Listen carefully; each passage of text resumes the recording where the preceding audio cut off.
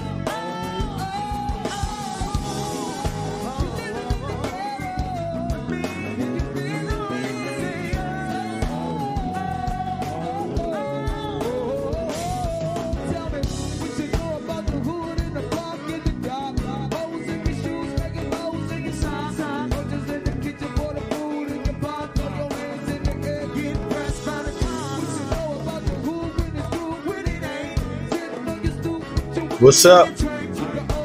What's up, Shaka and Dugu Quebec and Donnie Williams? You are the first two to be in the house. That means you win a prize. You win a prize. Yes, indeedy. Yes, indeedy. Right now, it is approximately 10:19 East Coast USA time, and it is 4:19 Eastern.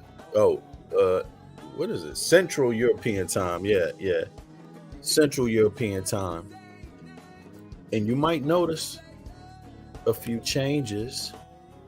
And the changes, check this out real quick.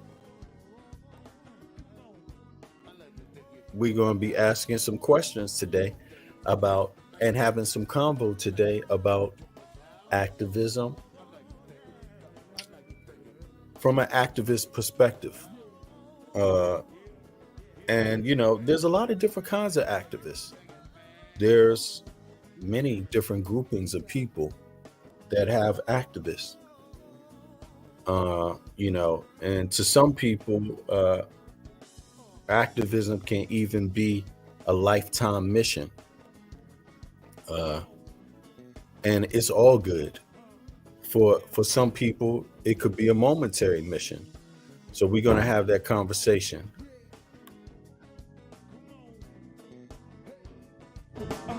That's what we do, man. Yeah, so we're going to have that conversation today. And just give me a few seconds to set up.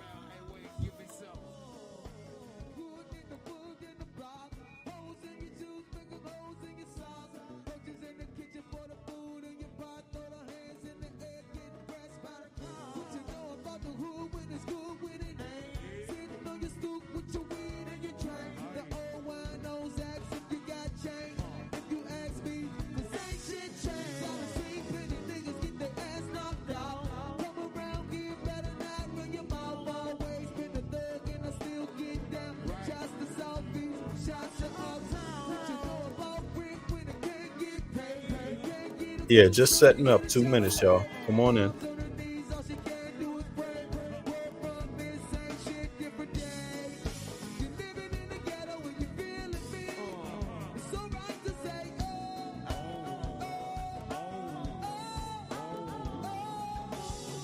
And today, anybody can come up on the panel that wants to talk about activism from their perspective, or things that link to activism.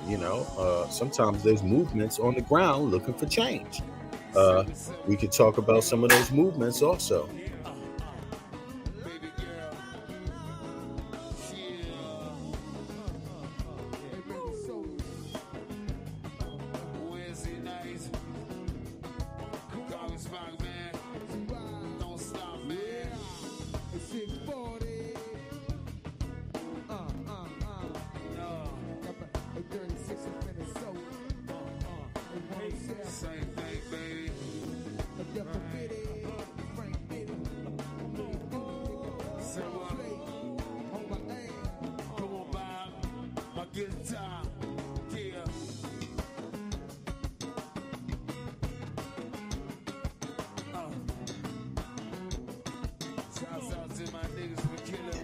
Yeah, there is a movement over here in Europe also against anti-black racism. And some people have been organizing across the continent, you know, um, just in case people don't know, and that's nobody's fault. You wouldn't know. And that's the whole point of having shows like mine, to connect the diaspora across continents. And we're going to continue to do that over here. Just warming up. Give me a couple minutes. Oh, the music is Backyard Band.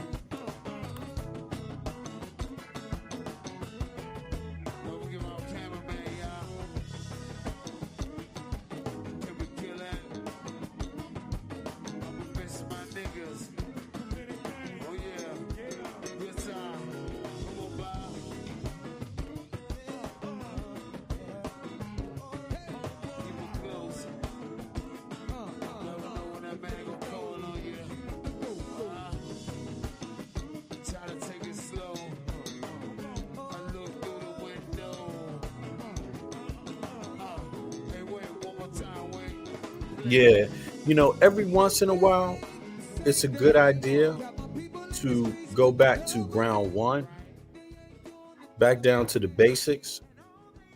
Yeah, because I've found myself uh, that coming back down to ground one and taking a good look at where things start at, what things are about. Uh, it's necessary when you see a lot of confusion out there, you know, and you know, people do that in their own different ways, but I'm going to do that in my way, and from the perspective of who I am, my background, my experience, and when I go back to ground one, that experience, it really does come from an activist background. 2 seconds.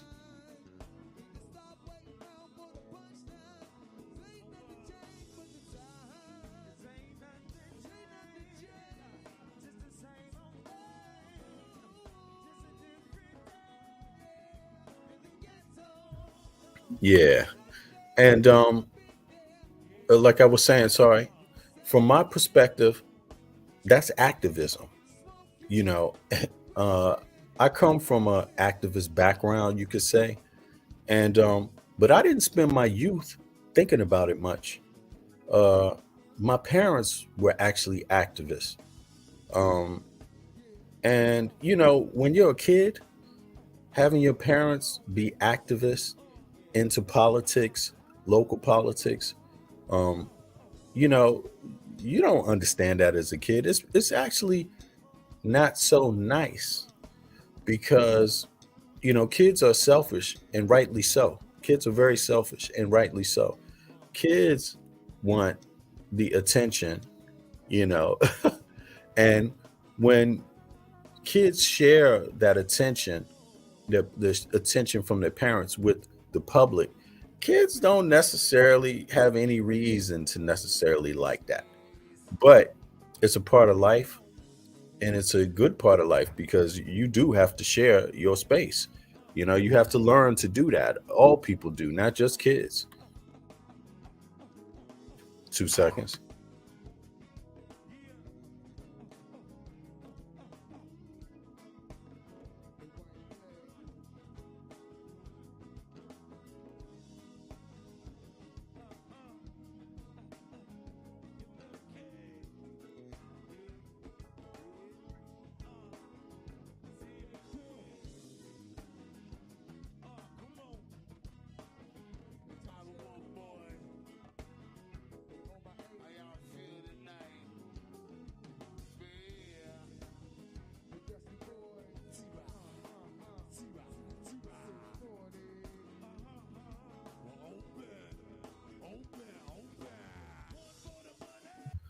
Yeah, and just I'm also my son is with me too. Or one of my sons, so he was bringing something back for me. But yeah, so that's how I grew up. My kids were active. My parents were activists. Excuse me. Um, Not just in my neighborhood, um, not just in my part of town, but also across the city. That's something that they had in them. You see, and but enough about them. Enough about them. That's just something I had to grow up and watch and see. But when I think back on it, I think back on, wow, I had to go to some of these meetings with my parents, community meetings, ward meetings, you could say. And one of the wards I grew up in Capitol Hill East and also Anacostia. Anacostia is a historic region. I don't know why they call it a historic region. It's part of old DC. That's why they call it a historic region. They have some of the oldest houses in the city. Frederick Douglass's home is in Anacostia. Uh, I grew up when I lived in Anacostia, right around the corner from the Frederick Douglass home. Uh, yeah, so we used to go up there as kids. Hi, Andrea. Hi, Shaka. Hi, Donnie Williams. And in the wintertime, we take our sleds up there, all the kids, and in the neighborhood, and we walk over there, and we take our sleds down the hill and ride it down the snow, down Frederick Douglass house, down the back hill, down the side hill. You see what I mean? And so so we kind of grew up with Frederick Douglass in our minds, subconsciously, you could say. Um, yeah, of course, we don't know what that's all about as a kid, but you do know Frederick Douglass. You do get to learn as a kid, 7 years old, whether you like it or not, who Frederick Douglass is. You get an opportunity to learn. And some kids develop at different times. Some kids that strikes their mind in different ways. Some, their imagination is able to capture what that means in time. But you don't really have that expectation from kids. The main thing is that they get a little seed put in their head, you know.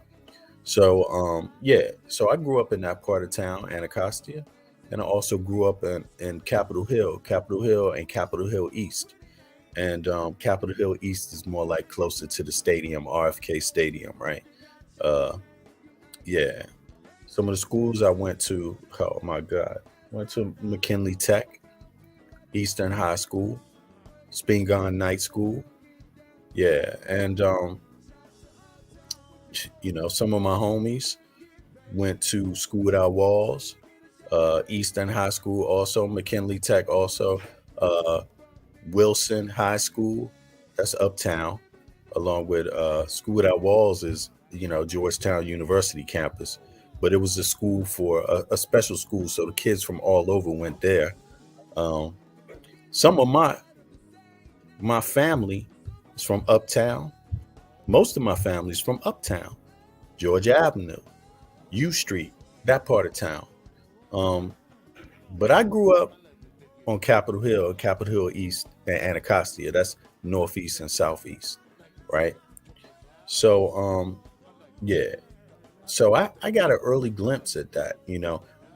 Some of my family, not just some of them, they're like day one Barry people. Like before Barry became the mayor, they were part of SNCC in DC, uh, that were doing bus boycotts before Barry even decided to run for mayor. You see what I mean? And what I mean by day one is like day one in the office, day one, career to the end, not even just career when Barry went into jail, and career when he was reelected, and career after that. I mean, that's how much of an impact Marion Barry had on the city of Washington Hill and Washington D.C. and the folks, the career Barry folks. Um, yeah, so that's kind of like my background. I'm not going to say any more about that. Uh, that's my upbringing in DC. And so when I think about that in retrospect, it's almost not any surprise that I would move to a foreign country, a foreign nation later, not in my young adult life, not in my not teenagers, not 19, not 30 years old, really more like permanently at 35 years old, right? It's no surprise that I would end up doing something like this once I realized where I would be um, permanently because of my kids. It's no surprise that this is one of the things.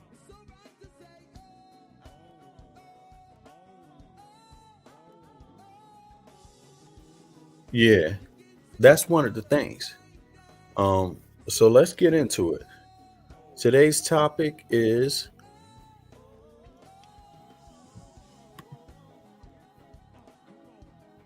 activism for people of African descent and diverse convo around that, right?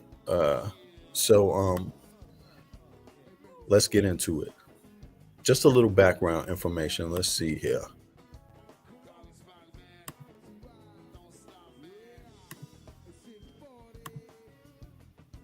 Me, I'm the co-founder of this organization called Afro Empowerment Center Denmark.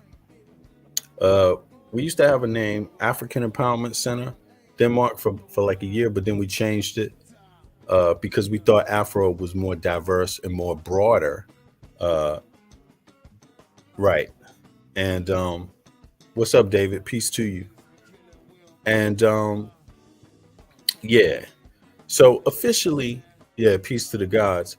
Officially, this organization is founded in 2013, but in reality, uh, its conception started off in another organization that I'm a founder and co-founder also, called African Upliftment Center. Uh, that changed into AEC pretty much, and it was AEC was founded because of the work that African Upliftment Center was doing. You see, but we're gonna start in 2013, right? And just take a little look here, and you can see some interesting things, right? For a lot of people that don't know, let me switch it over. At that time, the environment in Denmark was one where people were still using the N word. And I don't mean black people, I mean everybody else was allowed to call a black person N word, right? Yes, they were. And a lot of you may be thinking, what would you do and how would you behave? What extent would you go to if that was the case? But we already know black people accept a lot of bullshit everywhere on earth. We know that. A lot of mediocrity.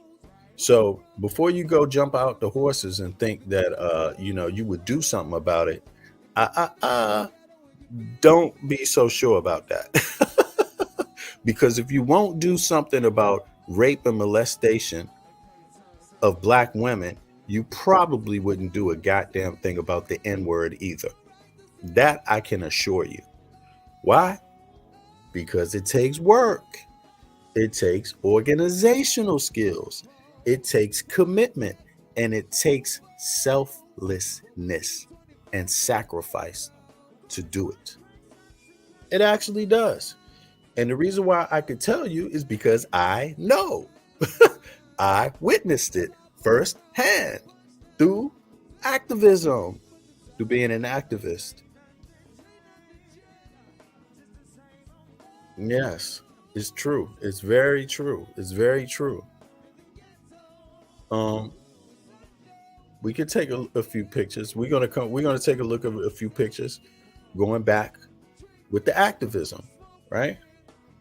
Uh, that me and my comrades uh, participated in, organized, which had an impact, a profound impact on a country's entire society, a legal impact as well, actual change for every single Black person growing up in this country.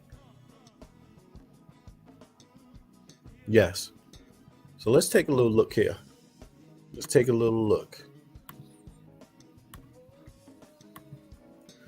Love me fruit. Hello, sister. Hello, sister. Welcome. ENOR, European Network Against Racism. And you can see here it says another word, ENPAD, ENPAD, European Network for People of African Descent. Right. Now,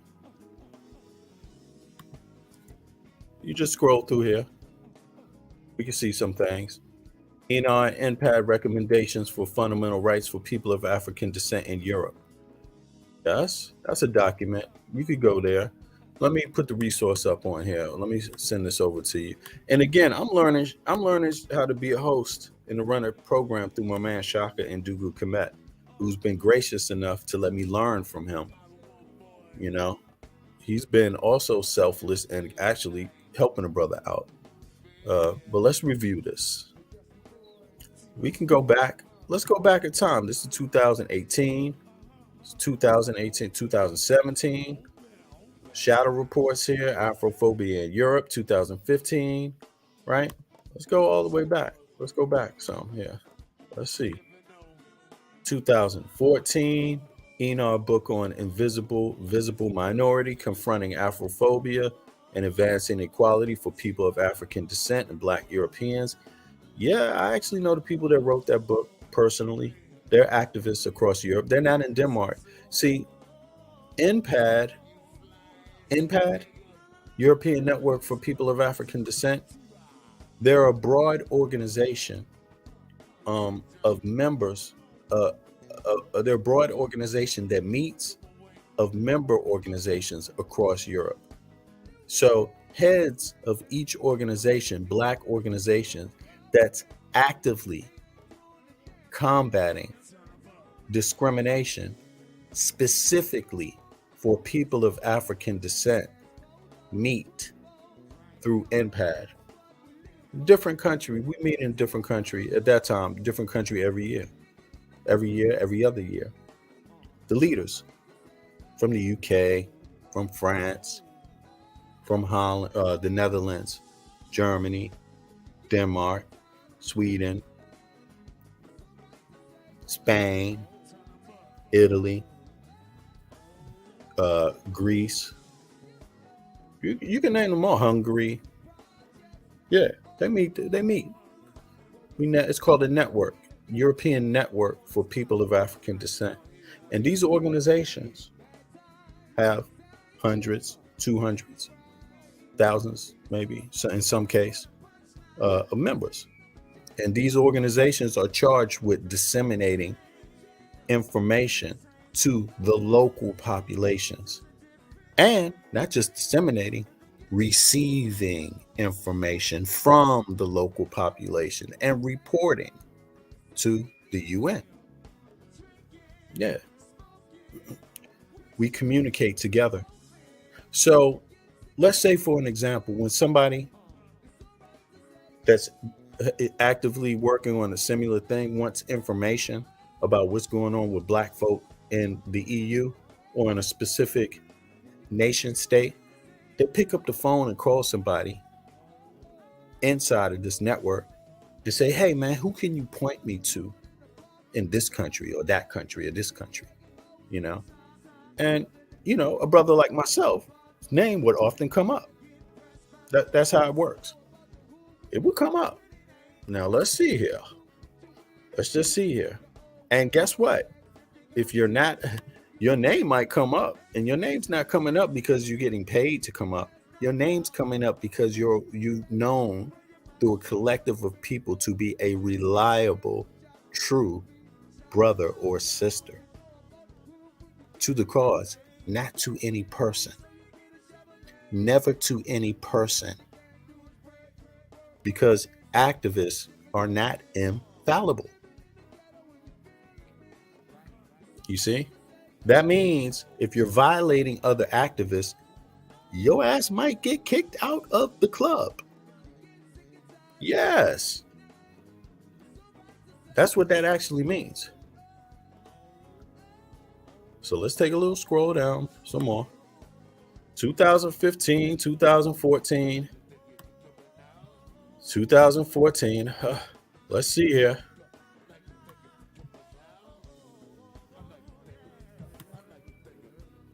Oh, this opened up. Okay. Demand catalog by people of African descent and Black Europeans. It's officially published in February, right? The meetings happened the year before, but that's fine. Can we go down now? Can I go down or what? Or do I have to sign in this bad boy? Let me see something. Okay. Let's see here. This document was created by and signed by participating organization heads and organizations across Europe. So it's been drafted. And the information that's inside of the demand catalog has information from participants across Europe based on the issues from every single state, problems, right, that exist. These were cataloged. And so we came up with a demand catalog also based on those problems, right?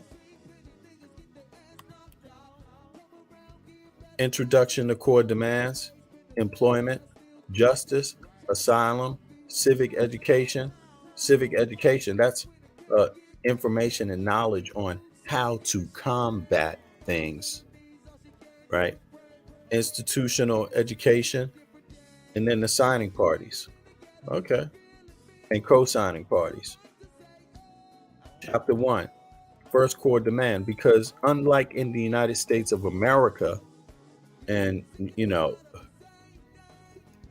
anti-Black racism was not acknowledged in Europe, not officially. Recognition and people of African descent, they weren't even a recognized group, not like in the United States of America. You see? So this was demand number 1, recognition as a group affected by racism. People of African descent and Black Europeans are one of the largest minorities in Europe and highlighted as being particularly vulnerable to racism across the European Union. Estimates from the United States Congress suggest that approximately 7 to 10 million individuals of African descent currently living in Europe, building on a long history of these countries. People of African descent and Black Europeans, PAD and BE, across Europe face a specific form of racism, which severely inhibits their full enjoyment of human rights.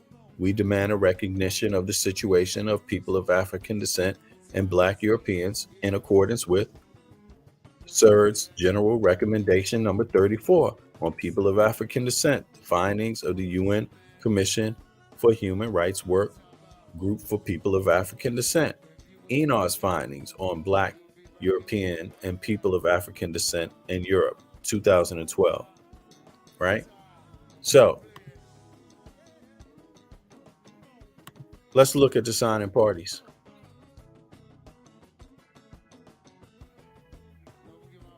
I mean, you could read the document. You have the document there. You can go to the link on Enar's page. And believe me, it's not just a page.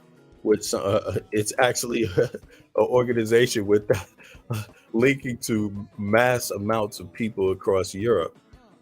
I'm just saying that for those of you that don't think, that have seen a lot of websites not mean shit. The demand catalog was drafted during the European meeting in Berlin, February 13th, 2016, 2014, February 13 to 16, 2014, by representatives of the following organizations: Initiative for Black People in Germany,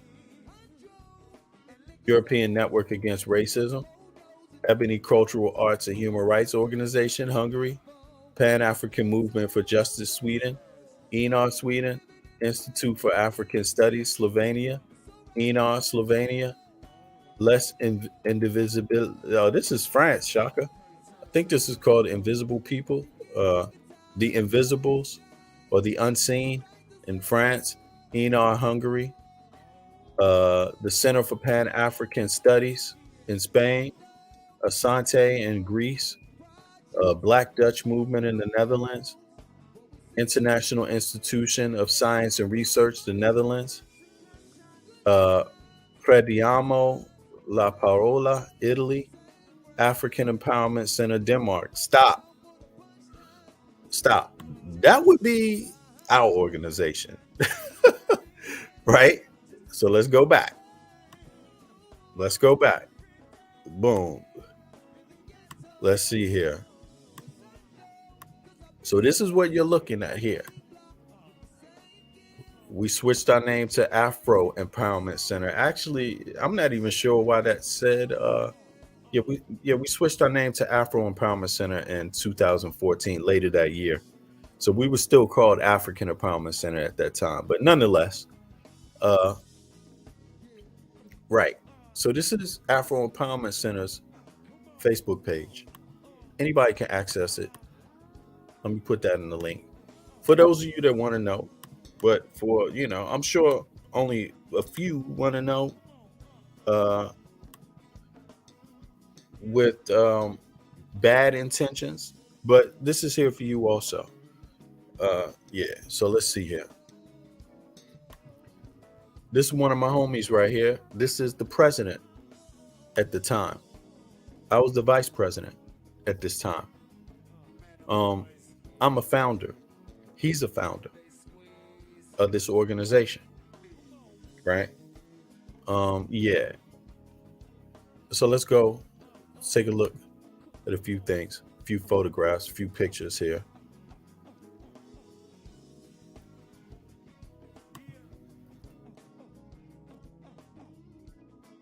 Let's go back. Often I am actually the man with the camera, just so you know. Just in case you don't see me, I'm often the dude with the camera, but you will see me. I mean, here go my two little kids, my two sons.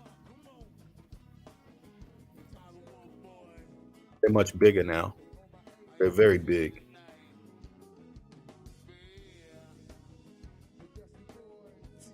Let's see right here. This brother here, his name is Malcolm Jallow. You could Google him. He's now a parliament member in the Swedish parliament.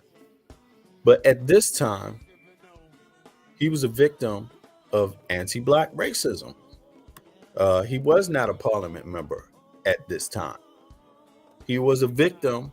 He was the president of Afrosvenskarna, which is the Afro-Swedish collective against anti-Black racism. They exist. They still operate today. And they're probably the biggest organization for people of African descent in Sweden to this day. So at this time, what was going on here? is the brother was a victim. He was a victim of a hate crime for defending another person who was a victim of a hate crime. Yeah, he was a victim of a hate crime for being an activist defending another brother of a hate crime. This is in Europe. This is in Malmo. This is 15 minutes away from Copenhagen. If you don't know, it only takes 15 minutes by train to access Malmo from Copenhagen, or by car, right? Just a bridge, just a little bridge.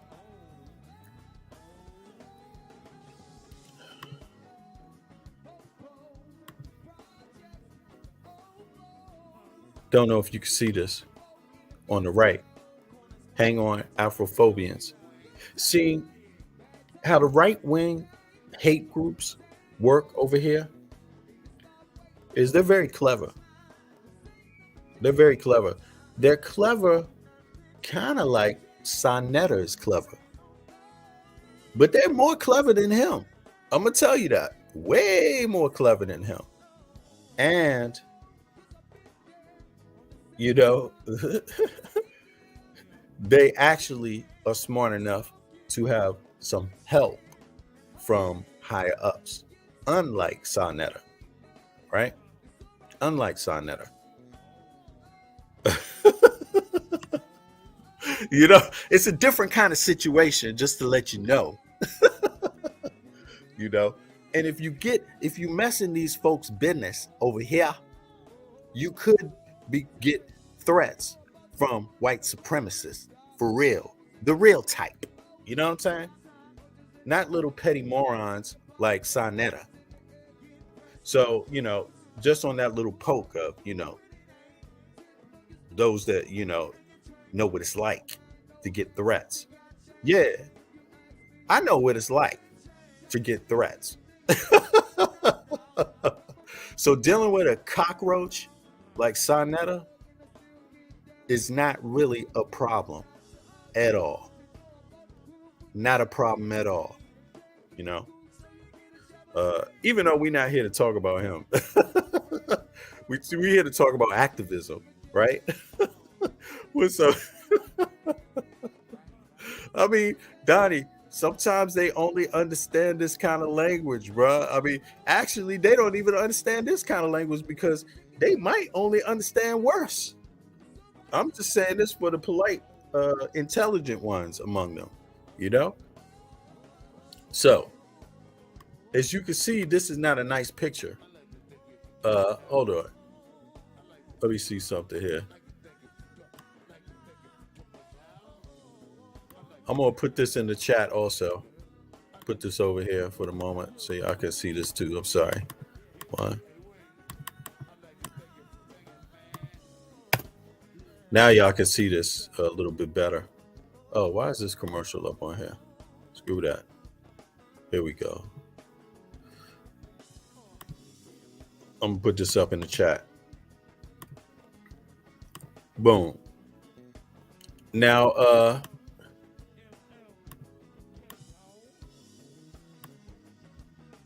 you all can't read this because it's in Danish, but long story short, the brother on the left right here is an activist with an activist organization, similar to my organization. The organization, I'm not on the board anymore, and neither are any of the founders. But that doesn't really matter much, you know, because that's part of organizing. You people take their turns and take over. You know, you have different moments in history, and if you're smart, you recognize those moments for what they are, so that you can operate successfully. Now, the brother on the left was defending the two brothers, the brother in the middle, Yusafa, who's a Gambian of Gambian descent, but was in Copenhagen. He just moved to Sweden with his wife, and he was attacked by a mob of people, Middle Eastern background. They say they don't really know the police, and with his 1-year-old son, and was thrown off of a bridge, damn near thrown off of a bridge. He held on unconsciously from that bridge. This black man in the middle held on unconsciously, right? Until a Swedish woman, white Swedish woman, screamed, "Stop, police, police, stop." And the people that were beating him up, trying to kill his ass, ran. Now, originally, the police had not recorded it as a hate crime, if you can imagine that. See, this is where what I think people like Sonetta need to understand is that they take a lot of things for granted. They take a lot of work that their own ancestors put in, that the prior generation of Black Americans put in, so that they could have simple things like this be known as a hate crime. Calling you the N-word known as a hate crime in America. Sonetta and them, they forget that. But that's the stage we're in Europe right now, which is why the activists today working on these things, we don't forget that last generation in America, in the US. And we don't dishonor them because we know what that work is like. You see, of course, they had it worse than we have it, but we still understand there's some parallels. And here are the parallels. The police didn't initially charge this as a hate crime until the brother on the left from the organization that's like our organization in Denmark, you could say a sister and brother organization. We're both part of NPAD, both part of ANOR. Yeah. He came and interviewed the brother in the middle and found out that he had been called the N-word too. Somehow that didn't make it into the police transcript. But either way, that's a failure of justice right there. You see what I mean? So he went back to the police and said, hey, this has to be a hate crime because he called them that they said, die, N-word. We're going to kill you, N-word. Right? And it was upgraded to a hate crime later. And because of that, the right-wing supremacists targeted the activists on the left. And they got very clever, but they do some similar things. Guess what? See, white supremacists are very similar to Sonetta and the HOK and the activity that they partake in. Here's why. Look at those pictures. Don't those look like pictures that these people throw up? I mean, have you ever seen a picture of somebody's face like they did Young Heru's face? They threw his picture up on something and just thought it was a little joke, right? Just using people's pictures and faces. They think it's a joke, don't they? How many times have you seen them do this? How many times have you seen Sonetta do this? I mean, don't he act like a white supremacist? Don't he? Put a 1 in the chat if you see the parallels, the similarities. Because from my background as an activist, I definitely see the parallels. But it could just be because of my activist background, you know. But I see the parallels. You see, it was done for the same reason, to instill terror and fear. That's what it was done for. It was to bully. That's what it was done for. You know, just in case people forget. You see, everybody is not asleep on this, not asleep on these parallels. But that's what he did. Put them pictures up. You see, used quote unquote racist art, bullshit art to bully and harass. That's what the white supremacists started doing. That was their start point, the little bullying. You see, that's what they did. It's facts. It's facts. Now, so this is the similarity. You see the rate. You see the art. The art. This was the art made to bully the activists, right? HOK uses people's faces in an attempt to bully. The white supremacists over here, they use it as an attempt to bully. And so does HOK. It's facts. It's undeniable. They use it for the same purpose, to instill terror and fear and people speaking up about them. People speaking up about injustice. People speaking up about unfairness, discrimination, xenophobia. Don't forget, HOK has how many times somebody up on there that says they hate Africans? Right? You see? You see the parallels? You see? I see the parallels. But again, it's probably my activist background. You see? So let's go back. Let's go back.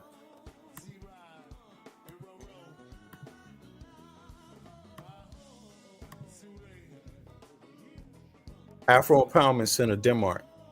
That's the president. I'm the vice president at this time. And the brother to the left is the one targeted by the white supremacists. The Hang On Afrophobians target, the person that was targeted, sadly enough. That was him. Let me try to go back and find that picture real quick. It's coming up. Yeah, it's so sad. It's so sad, but so true at the same time. Here we go. Yeah, here we go. You see, there's the photo. You could go and Google it. You could research it. It's there. There for the world to see, by the way. It's not a secret. You see, these things are done right out in your face. Because it's about ethics. It's about not being afraid.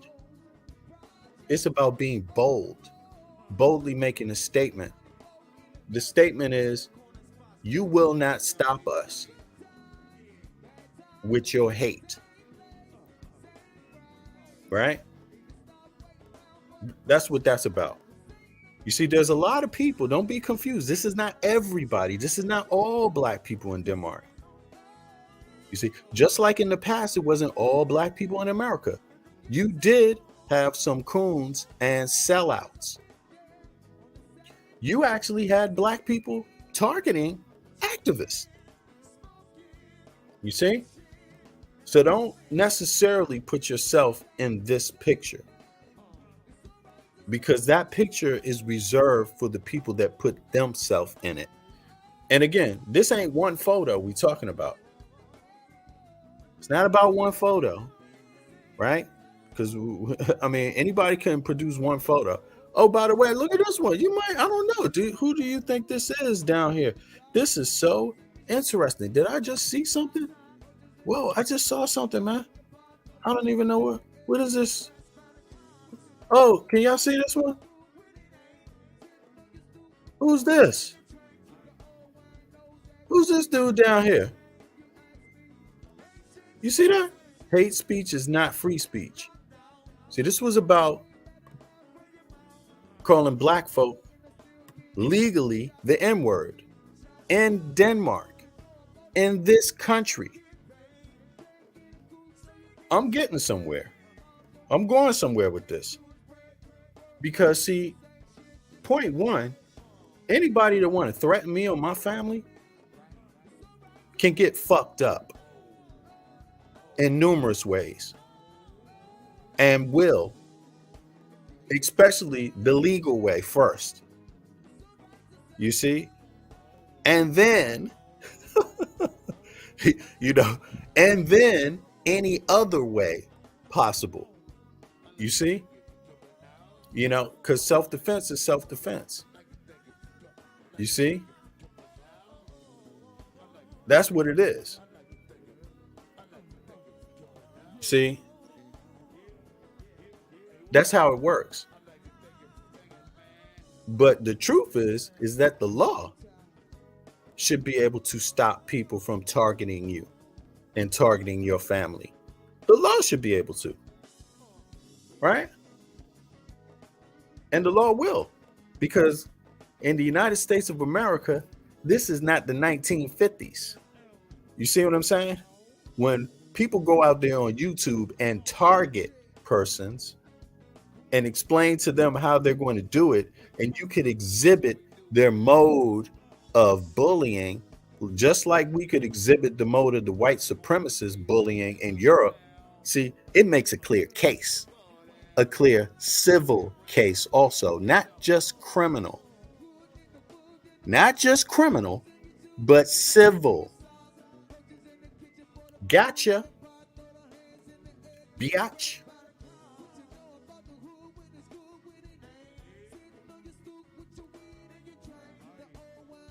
Let's move on. Just to make it clear, you see that little dude back there in the background, the lady to the left, the lady to the right, the dude in the center, that's me, the vice chair of Afro Empowerment Center, the lead network person for ENA here. All contact goes from the other countries go through me. Sometimes through the president, if the president is not busy doing his job, because he's got another job, by the way, to do. You see, which is equally as important. Yeah. Okay. Let's take a little pause from this, because we're getting somewhere. Because I haven't even started, to be honest with you. I haven't even started.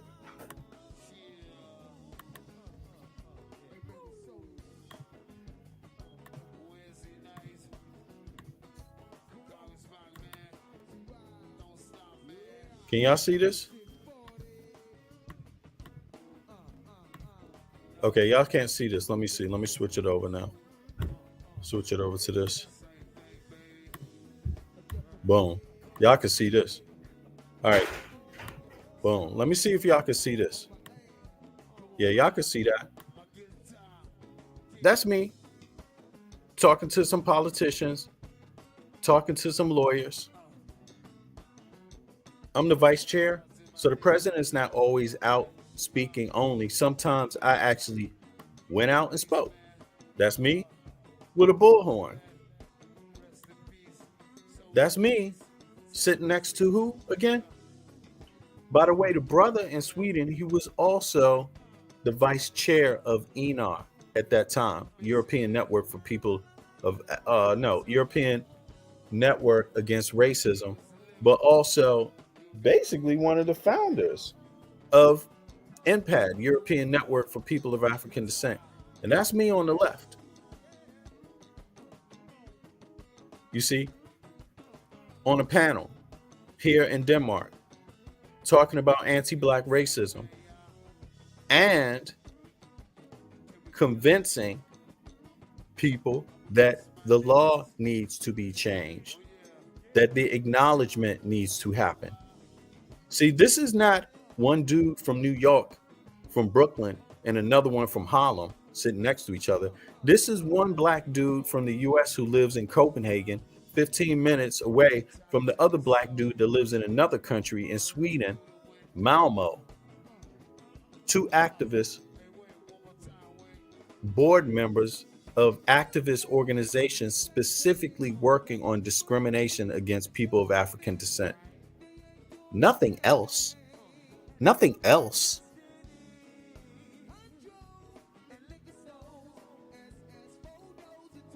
I'm not going to get into who else is on the stage, but there's some interesting folks there. That's me right there. In front of the American Embassy. George Floyd was beaten, beaten over his neck. So, you got to have some people over here in Denmark organizing for that. You might go to Google and see a bunch of people say George Floyd and blah, blah, blah. Well, this was first. This is the first people. You see what I'm saying? This is the first. I promise you. And if you got somebody else, you got $1,000 certified, you can put that money up or shut up.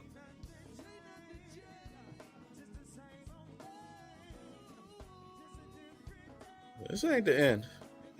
This is just one little thing here. Let me see. Let me go back. Where the heck is this at? That's me next to the president up in my crib in Copenhagen. Yeah, we getting somewhere with this. This is the kind of stuff Sonetta likes to do. And it's the same ratchet shit that white supremacists like to do. See, they like to make little funny gestures to harass the public and be innovative, figure out new ways to bully, right? So in this case, they did it under the guise of a play because they didn't like, how organizations was popping up everywhere about defending black people's human and civil rights. They didn't like that. So they got real slick like Sarnetta slick. But,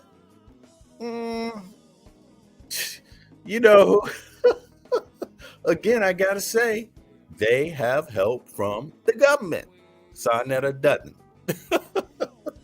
Or he won't pretty soon if he does. They decided they was going to do a play, and the name of the play was going to be White N-Word Black Madonna. So, and I'm talking about Nigger. So all the black people and all the black kids everywhere they went for months would have to see the word Nigger posted up across the city. Now, just to let you know, I'm down with the law. I'm cool with the law. I'm a taxpayer. I believe in the law. But in some cases, you got to go a little extra. Because what you saw here is some activists, and fuck it, I would just say me, because this is my goddamn picture, going out and destroying these posters. And we organized people to go across the city to do it. You see, because in our view, although it passed the level of the law at that time, we found that it shouldn't, and that it didn't, and that there was holes in the law, a misuse of the law, which ultimately is unlawful. But, at that time, you never know. You never know how it's going to turn out. But this brings us somewhere else. This brings us somewhere else. Again, this is part of the bullying. Same type of bullying Sarnetta does. It's the same type. There's no difference. These are white supremacists, and the other one is a white supremacist in blackface, Sarnetta. Yeah. This brother here, to the left is me, some years ago. This brother to the right is a brother that came to have a meeting who is also combating anti-black racism, doing some investigating in a different place inside of the asylum centers. That was my gift to him, that book, Black Man of the Nile. Brothers from Nigeria, I believe, if I remember correctly. This is some years ago. So we helped the other organization with some gear to go and do that. Network meeting, another network meeting, network meeting, network meeting. Oh, some thoughts about me. I perceive you as very wise, clever person, motivated and strong-willed, a bright, observant, and intelligent contributor to our collective causes, and caring person, bringing experience, perception, I can't even read all this. Able to understand various types of communication and relay it to the group so everyone can understand. Confident, open to communication, friendly, observant, caring, supportive, outgoing. Oh, okay. This is me on the right. This is me on the right. Peace, Stefan. This is me on the right. Um, and by the way, I'm an activist. This is the vice. I'm the vice chairman at that time of Afro Empowerment Center. But this photo is about all Black folk in Denmark. And this photo was taken at the release of the first report on Black people in Denmark and Danish history. It's not the first, by the way, just to let you know. It's really the second. It's the second because our organization, Afro Empowerment Center, was the first to do one. Yeah, that's right. You know, see, Sonnetter wants to threaten Black people that contribute widely to change of Black people's lives. He's so easy to do that. Ain't he dumb? Don't that make him a moron? But doesn't it also make him an anti-Black proponent of white supremacy? See, we're going to go on. You know, you might want to know who's in these pictures, but we'll go back to that. The second woman, starting from the left, is the artist, and the brother in the middle, they are two of the people that worked to produce the first statue of a Black woman in Danish history. And that's me and my two sons on a freezing cold day, probably the coldest day in Danish history, at the inauguration of this statue standing in front of it. The statue of Queen Mary that's down on the harbor in front of a place that was built by slaves pretty much, and slaves worked. Queen Mary. Yeah. And so when you're actually doing work, activist work, and people are calling you, always pointing, saying, who do I need to contact that can give you reliable information about what's going on about Black people in this specific country? That's me. I'm that guy. I'm that dude. And we're not talking about just who's out there smoking dope on the corner tomorrow night, or who's going to be down at the strip club, right? Or who's going to be talking about the Bible and, you know, if it's legal to rape or if it's illegal to rape. No, I'm not talking about, don't call me for that. Those are things I don't know about. You have to call Sonnetter to know about that shit. But if you want to know about law, what's actually going on the ground, I'm that dude. So occasionally, people that are doing projects collaborate on things. Serious folk, though, not morons. You see, you won't see Sonnetter in these pictures. You know, I'm not going to skip over because I talked about this last picture. Yeah, this is the last picture, right? At the release of the first official Danish state report by the Danish state produced for Black people in Denmark. It's really the second one because the first one wasn't produced by the state. It was produced by my organization that I founded, Afro Empowerment Center. So let's take a look at that. Just for y'all, I'm gonna put it down there so y'all can have it. take a look at it, read it. Although I don't think wicked people with wicked anti-white supremacist intentions. No, actually, the white supremacists would actually read it. The dumbass, idiotic, black moron like Sarnetta probably wouldn't read it. But here it is anyway, in case you want to read it, in case you want to know the type of person you you seem to mess around with. Okay, whoa. You know what I'm gonna do? Okay, y'all could see this. You can see this, but I made a mistake here. So let me go back. Let me just look this up real quick for y'all, because it needs to be seen on the net. It needs to be seen through your eyes. So yeah, you all can see this. So hold on 2 seconds. Let me get the actual one. Google. 2 seconds.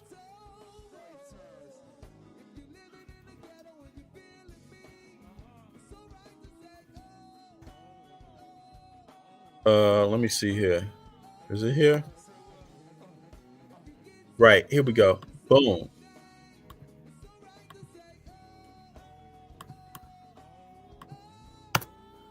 Here's a good link. So I'll put that in the chat also. Here it is. So here's the actual report. And if you want to know some information that only people that were there at the release of the report can tell you, I'm also that guy. Okay?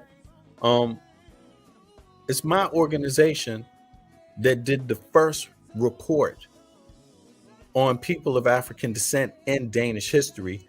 And this report is the first one done by the Danish government, because our report showed the Danish government that, damn, we got to get on our P's and Q's and produce a report, because they're showing us that we're not on our P's and Q's. You see? You can look that up also, just for the folks that are looking, you know. We know folks is looking. Yeah, this is that day that report was released. And this is me in the back on the right-hand side. And the writer of the report is in the middle, the white lady. But that's for the Danish Institute for Human Rights, which is an arm of pretty much of the Danish government. The dude to the left and one of the ladies to the right are actually people that worked on the Queen Mary statue. They're not from Denmark. They don't live. No, one is from Denmark. The other doesn't. You see, the other's from New York City. New York City. A Fulbright fellow. Raised in New York City. New York City. You see? But he's got Caribbean ancestry, you know. Right? Yeah. Hello, Gailey. What's up, sister? Company headquartered out of Copenhagen. Second, the buyout closed and went from the leading, his team being led. Okay. He would always tell me the Danishmen were like nice. Now, yeah, well, there you go. It's official. Yeah. So, yeah. In any case, let's move on. We could take a nice little look at Queen Mary statue though before we bounce out of there, just in case people don't know. Oh, right. I went the wrong way. Sorry. There it is. That's Queen Mary statue. So the artist and I believe one of the artists, two of the artists of three are in this photograph of the Queen Mary statue. The white woman to the in the middle is or to the right of the middle is the author of the first Afro-Dane report, which is the first report about Black people in Denmark. And then all the way to the right is me, the vice president and co-founder of Afro Empowerment Center. This is the statue you see. This is at the release of the report, by the way, of the first official report. Yeah. And this is sister is also with Afro Empowerment Center to the left. What's her name? Damn, I'm sorry, but I'm not trying to throw people's names out there, but people that are informed know, just like they know who the brother to the left is. Oh, this is me at another time with Renelko on another visit, set his second visit to Denmark, which my organization hosted. We hosted his trip here. We hosted him. You see? Um, yeah. And what was the point? The point is when you're out there actually doing real work in the field for your people, you're getting, people are picking up the phone when they're headed to this country saying, who do I talk to? You're getting the brother right here. This is who they're saying. This is the stand-up dude. This is the dude that has all the information. This is the guy you want to hit up. That's what's going on. That's who Sarnetter wants to play games with. You see? He wanted to use my picture. He thought it was a joke. Although I didn't say anything the first time. But I know about other stuff. So now I'm just going to say it. You see, I'm just going to speak out, but I'm not going to let you know what I know. You see? Let's go on. We just getting started. I'm just starting here. I'm just getting it out the way. 2 seconds. 2 seconds.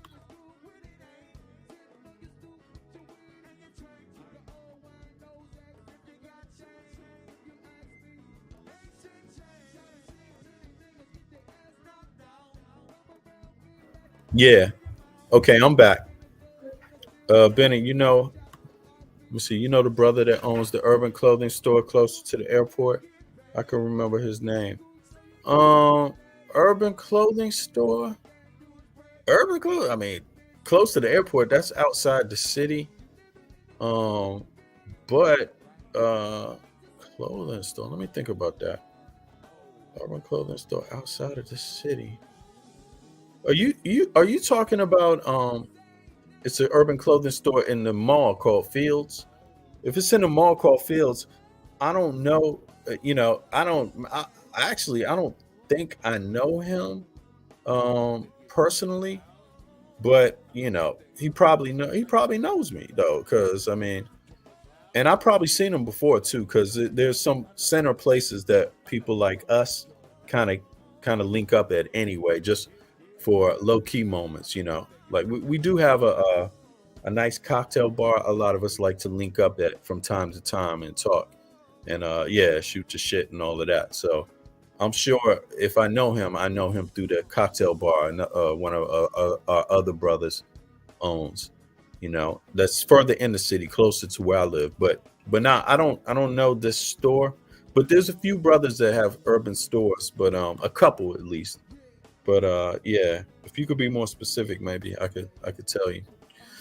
But all right, so let me get back to this one. You know, uh, back to what I was saying. This organization work and how it's changed and impacted the city, because not only do we get the first report on the Black community in Danish history because of the pressure my organization that I founded put on the Danish government, which was not just a phone call. It wasn't just a couple of appearances here and there, a couple of rallies. No, it wasn't. You see what I'm saying? It was actually, you got to go to long lengths. You actually got to produce a report yourself too. Oh yes, that's also part of it. But to do that, you might need to know something about the law.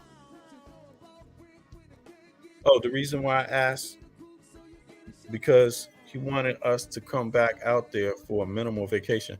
I'll reach out to you. Oh yeah, do that. No problem. No problem. Let me see here. Yeah. So Wiki, let me get over to Wiki here. Let's put this up. Boom. Everybody can take a look at this one. Boom. Here we go. Yeah, the N word, like I told you some time ago, in this country, it was legal to call you the N word. Yes. And as I said before you make any mistake about it and think that all black people would be out to stop that or change it, I'm telling you flat out, you're wrong. And it's just like that in the USA too. If you think all black people are out to do the right thing, to stand up for their rights as activists, you're wrong. Because you can see the different types right in your face. Yes, you can. You can see them. See, some would rather smoke crack, sit back, talk about is it legal to rape a woman in the Bible, and scam folks. That's not me. That's not what's going over here with the real activists. That's not what's happening with real activists anywhere on earth. That's not what's happening with serious people about anything on earth. Here we go. Just so people can know, what's this word right here? This is the word that come out of Sonetta's mouth at will. At will. He's so proud. This is about the most active he gets is when he's saying this word. Yes. A primary key exhibit into how you know he is not combating anti-black racism or even interested in it. Yes. Because if you were, it wouldn't be flowing out of your mouth. This one, that one, this one, this. These niggas always get the. It wouldn't be like that. No, it would not be like that at all. I'm letting you know. The use of that word, he's not even using that word casually. No, that's not a casual slip. That's not even a Freudian slip. That's just the language. Let's take a look at it though.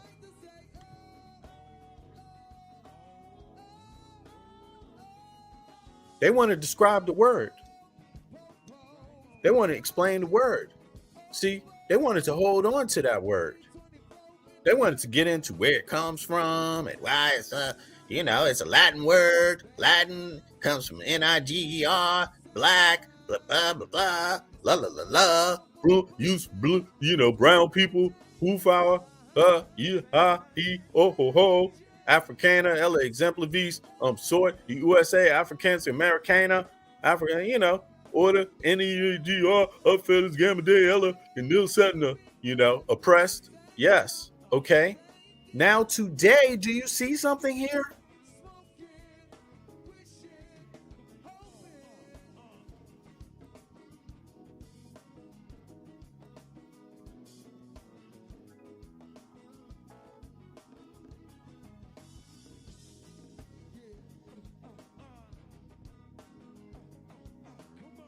Now,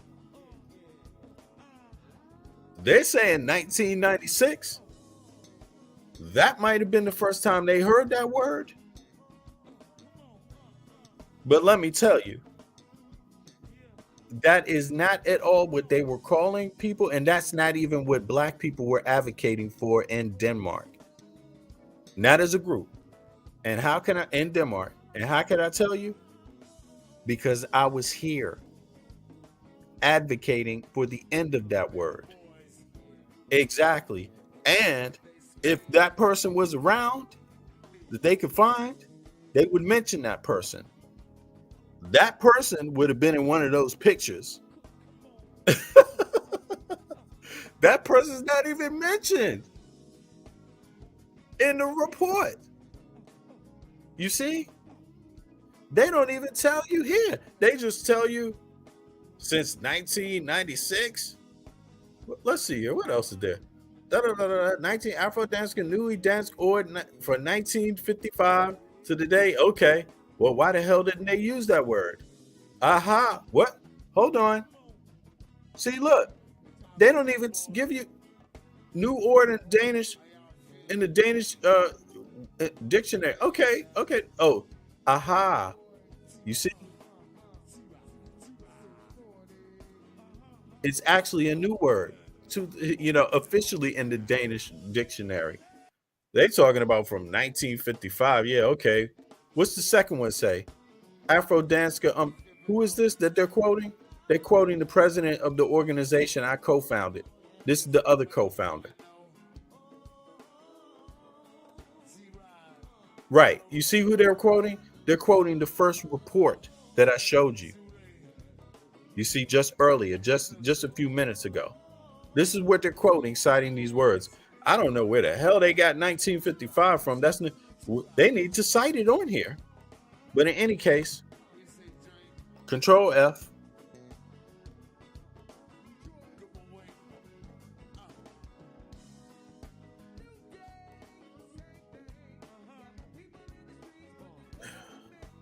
Investigation, undersourcer. Okay.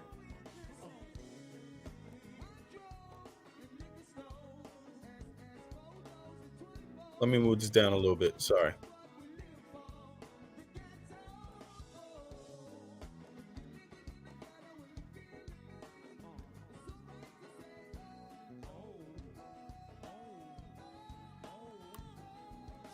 Let me just check something out here. Can y'all still see this? Okay, right. Now, they say 2011. Well, let me see something here. Okay, see, there's nothing here. See? So, I don't know why they mentioned this.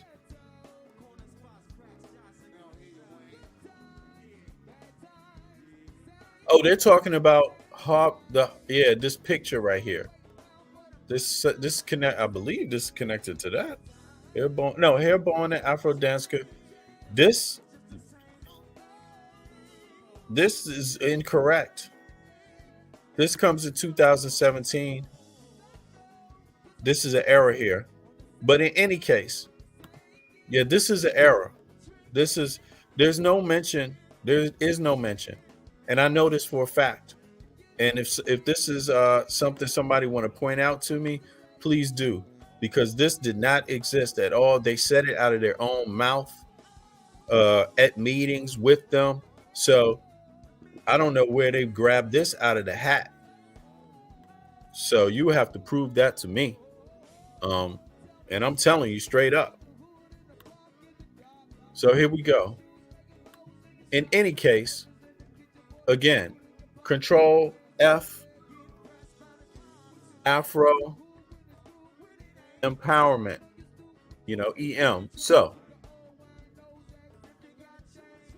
I mean, yeah, this is they meant to write 2017, Anyway, 25 interviewed Danish. This is some bullshit, though. The fact that they wrote 2011, that's bullshit.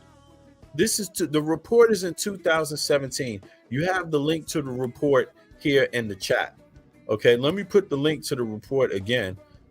Here it is right here. That's some bullshit. What is up with these people? But don't get me wrong, I'm not upset, but it's just like, come on. This is some slippery, slidey shit. Here we go. It's in the chat now again, the actual report. It's from 2017. Here we go.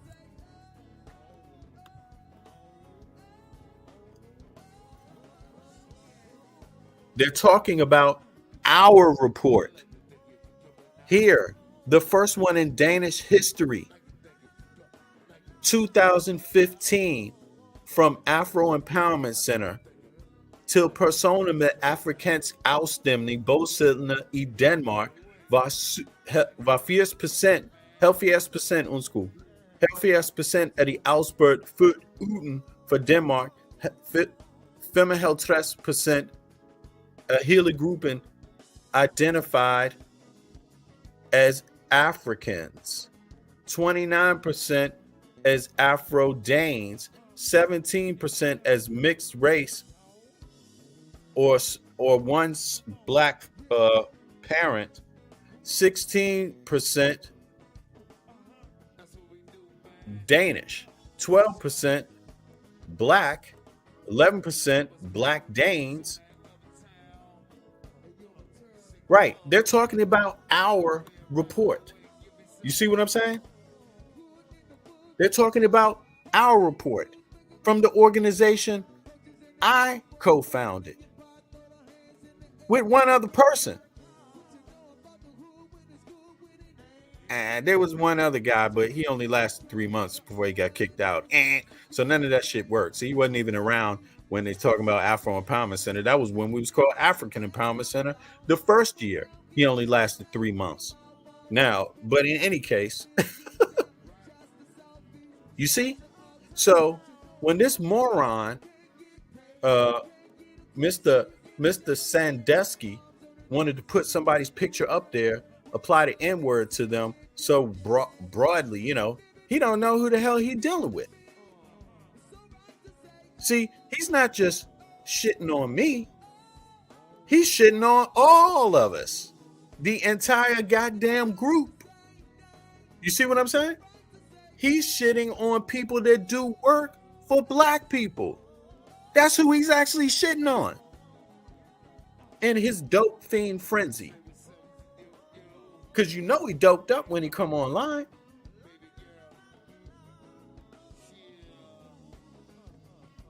And for those that's capping for him, directly or indirectly, you should stop. You should stop while you're ahead. I mean, you're not really ahead, but stop while you're free, not in bars.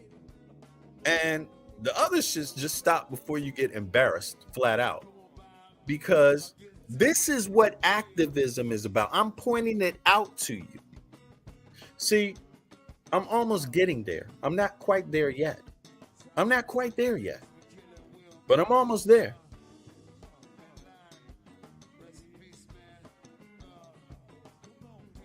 Divinely inspired. What's up, bro? Love me through you back, huh? Peace to the chat. Yeah, peace to the chat. Peace to the chat. Matter of fact, let me put the link up because I'm almost getting there, but I'm gonna put it up anyway. So whoever wants to join, pop up. You just pop up. I'm almost done, but here we go. Yeah. So let's see here.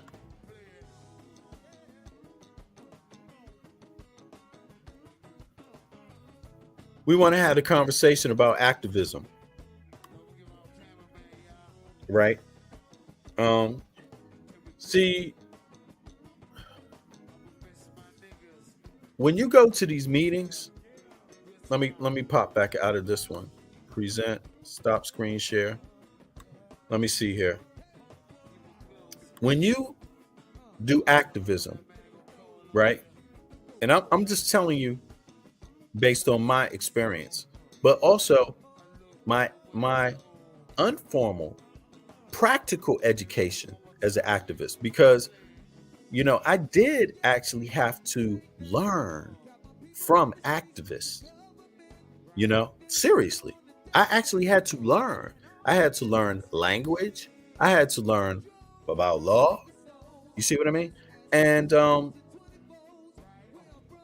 but then you get some practical experience that's invaluable. See, the practical experience is golden. You know, that's the experience you get out there in the field doing your activism, whether it's going to meetings with other activists, right? That's premier. Your network with other activists is premier. It's prime to your education, to your practical knowledge, to your entire experience. And one of the things that I'm here to tell you, and I'm not telling you with an ego, because you've heard this, you've heard this from me before. Not, you haven't heard this, but maybe you've noticed something.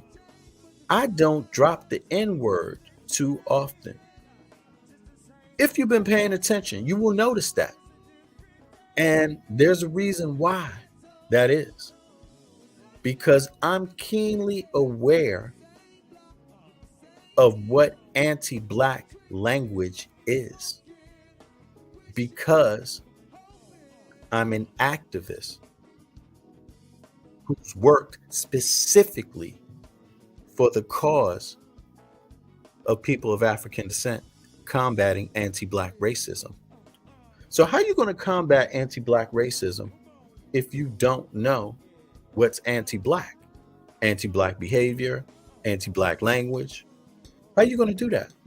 See, it's not different from combating any other form of discrimination, actually. And that's what I'm getting to.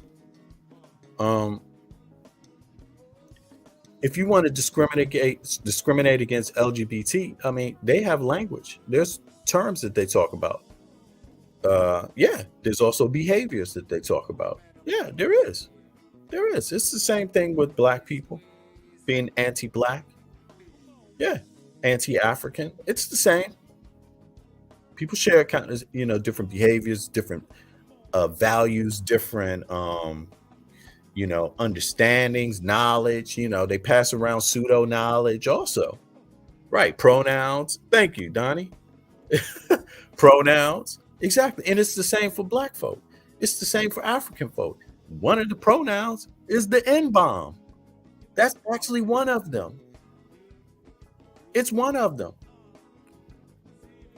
Of course, we have this kind of thing where it's like in all groups where in some kind of way, part of the language to add an exclamation, to add focus to a particular thing in a specific kind of way, a particular way, sometimes you might drop that word to give emphasis in a way that maybe other words wouldn't be the quickest. But when you use that word to describe every single encounter with a Black person, with a person of African descent, that's not the same. That's not the same. No, that's not the same. Especially when you describing a negative experience. I just talked to these two N-words. That's negative. That's not positive. These two N-words and blah, blah, blah. You're describing a negative experience now. And you're dropping the N-bomb. See, that's anti-Black, in case you don't know it. See, you dropping that N-bomb means you can overlook everything else about a person's actual factual life. You can actually do what a white supremacist does. Negate everything about you to be anti-Black towards you and commit an anti-Black act towards you. Yes. Like lie about you, threaten you, threaten your family, lie about your family, deceive people about you. Yes, absolutely.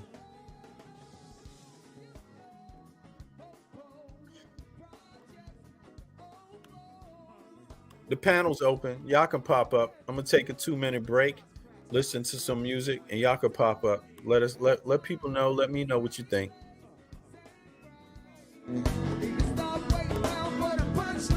Give me 2 minutes. I'm gonna get a little coffee, some black beans.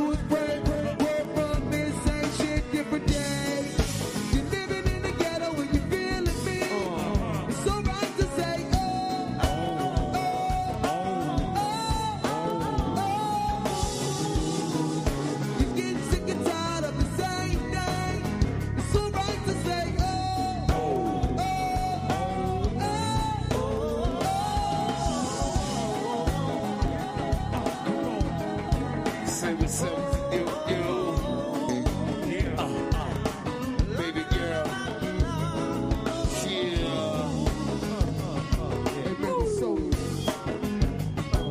Wednesday night, College Park, man.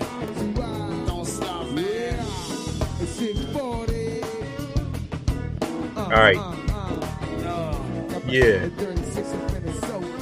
Let's see here who's in the chat here.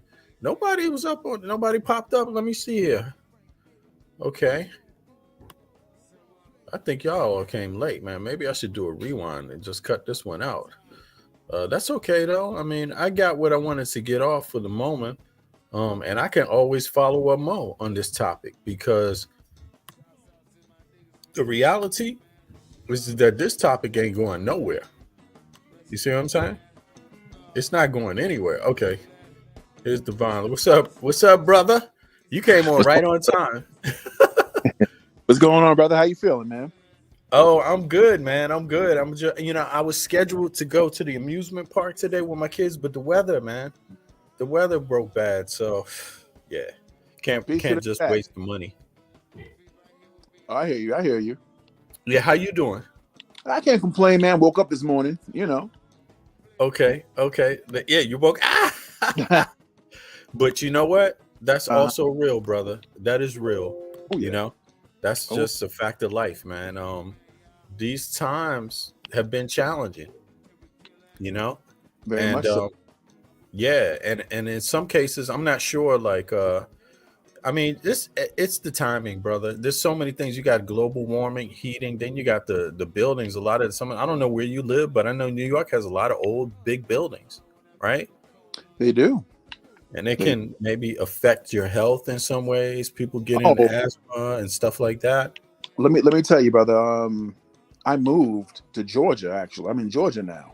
Okay, that's right. That's right. And it's a big difference. It's a monumental difference. And even when it rains, the air is sweet down here. It's almost, to me, as opposed to being very acrid and being very humid at this time of year in New York. It's like a one big funky armpit in New York. And forget you taking like public transportation. If you're taking a train, especially a train, man, I'm gonna tell you something. The stank that comes off some of those stations, and it's hot and it's muggy. People are packed together. That's why so many incidences of violence are on the trains, man. Right. Of what? Violence. Oh, and violence on top of the environmental aspects of it. Incidents of violence are crazy in the subways, man. Oh, right now it's crazy. Yeah. Okay. Oh yeah. Yeah. I mean, yeah. Go ahead. Sorry. Go ahead, bro. Yeah. It's like like I said before, you can't look people in the face in the subway, man. You better not. You don't know who you're looking at, man. Hey, you know what? I know it's probably real bad, but I had an experience like that living in New York at one point on the train. I forget which. I think it was the A train. Matter of fact, if I'm correct, it goes all the way through Brooklyn, all the way uptown, right? Yes, sir. Yeah. I think I was on the A train. If anything, I was over there off of Fulton Ave, getting on the train, right? Okay. Somewhere around there, and it was, or actually, I think it was further out, maybe even further east, right? But when I got on, but it's a long time ago. But it was some dudes on there. I don't know, one or two dudes, but one was a pretty big dude. Actually, he wasn't that big, man. But I guess he was scoping somebody to rob.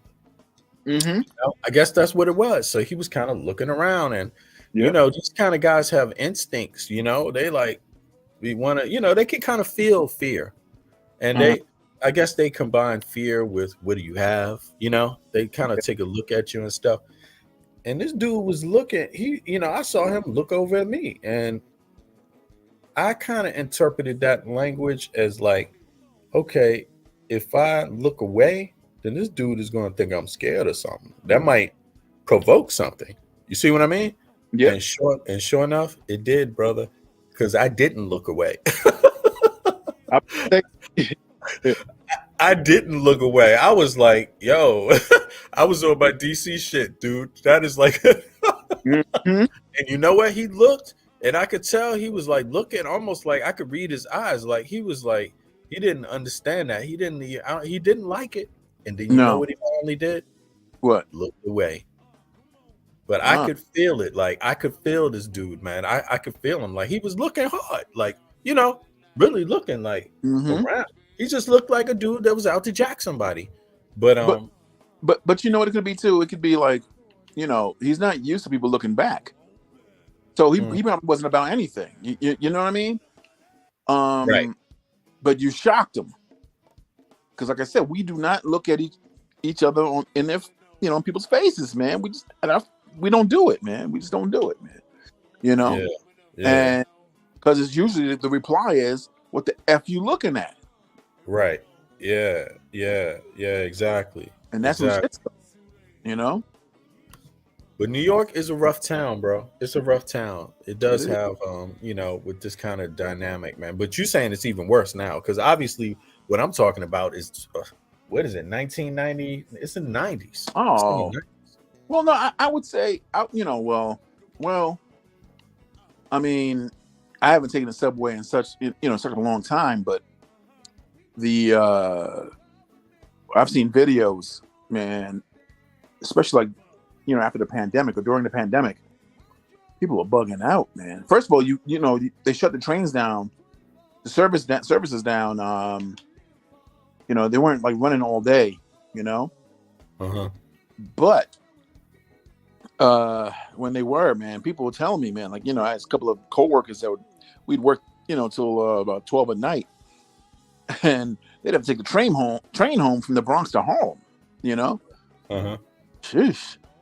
You know, he said, man, he'd have his hand on his knife at all times, man, because that's how crazy it was. Yeah, New York was New York. It is it's dang. DC. You know, you don't if you're not involved in drugs, right? You don't need weapons. You know, people in DC. When I was growing up, it's not you didn't need weapons to just the average person because people weren't going around, you know, messing with each other, you know. But out unless you're involved with the criminal element, you know, like drug dealing specifically, that's where the gun violence pretty much came into play in DC. But New York. Yeah, New York, it's more common, man. People got knives. People are more worried about their security and safety. Just average people.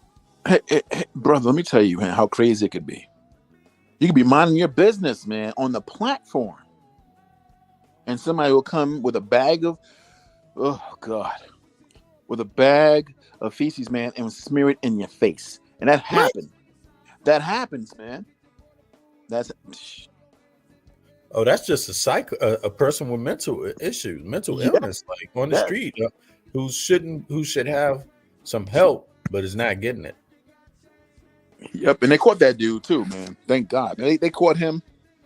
They should give him life. For real, man. Yeah, man. You can't go around doing that. That's nasty as hell. And you could die. You could catch some disease from feces, you know? Oh yeah. Oh yeah. It's nasty, dude. It's terrible.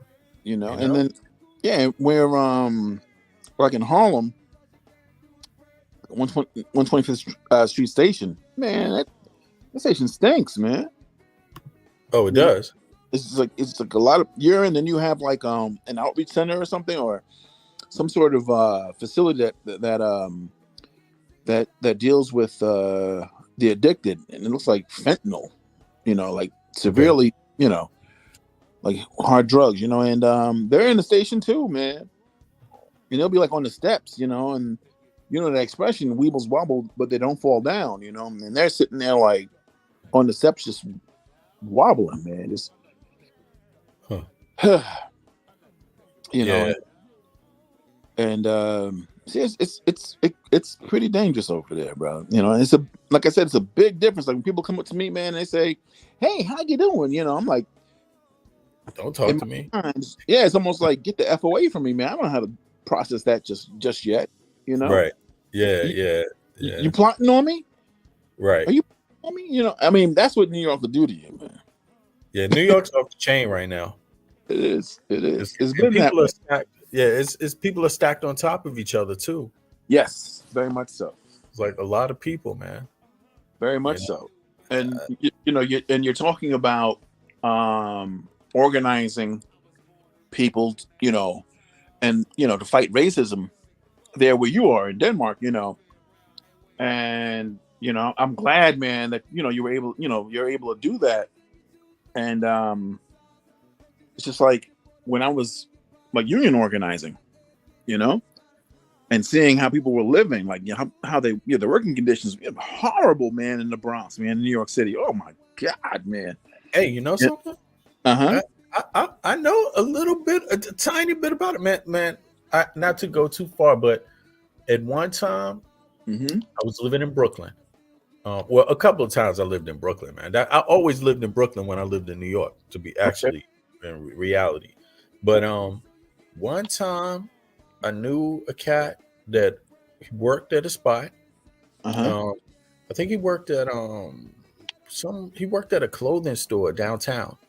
Oh, Down in the down towards, I forget what they call it, but it's close to Chinatown.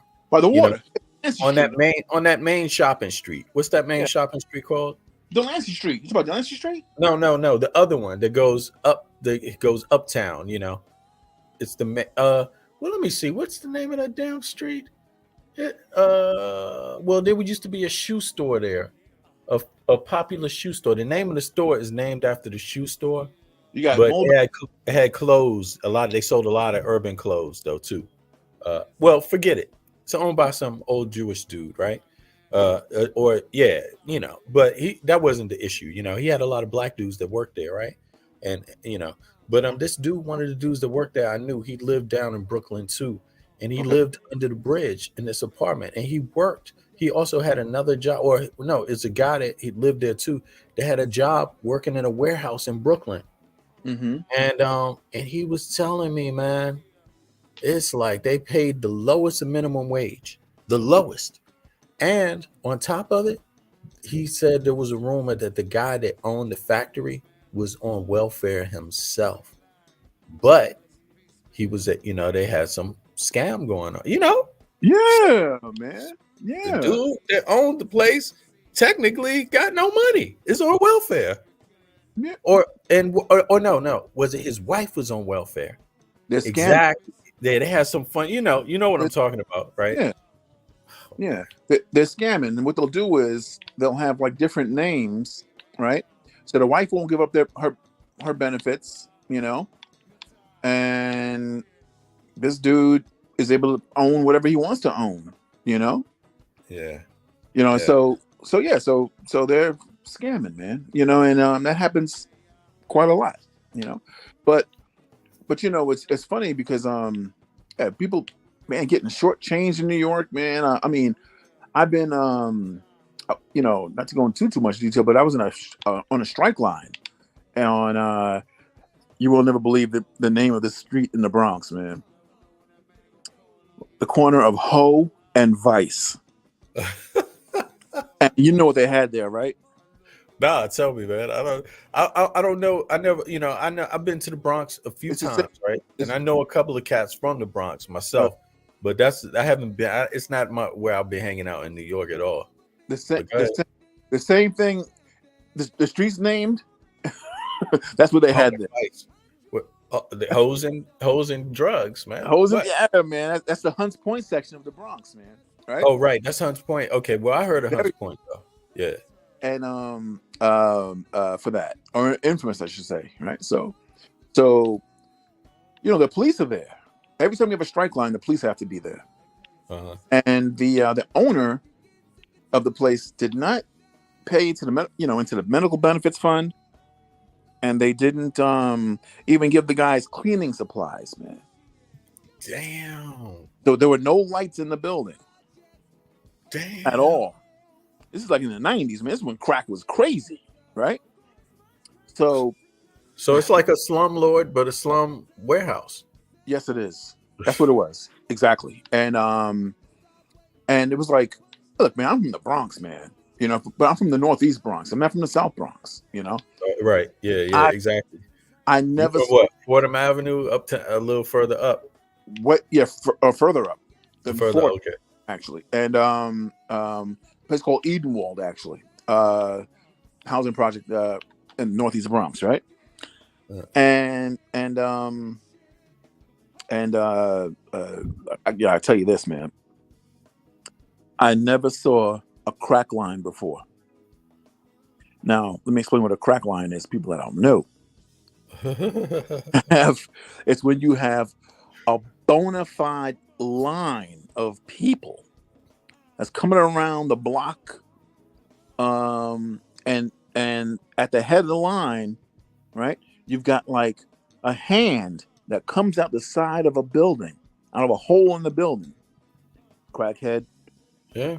gives him the money. Hand goes in, hand comes out with the product. Yeah. There were 3 supervisors supervising these crackheads, making sure they weren't too unruly. Police. The police. Supervising them? No. I said there were 3 crack line supervisors, 3 workers. Oh, okay. I got you. Yeah, okay. But, I'm sorry. I misheard you, man. but the police were right there. Remember, we have a strike line. Yeah, but what can they do? Just 2 of them? Yeah, just 2 of them. So the police were like, actually the the dealers on that block that we were on, right? They were like, listen, you got the cops here. You're making it hot for us. We're going to help you. Like, what do you mean you're going to help us?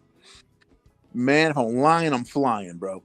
They picked up signs and started saying, the guy's name was Wasserman. It's like, Wasserman, unfair. Wasserman, unfair.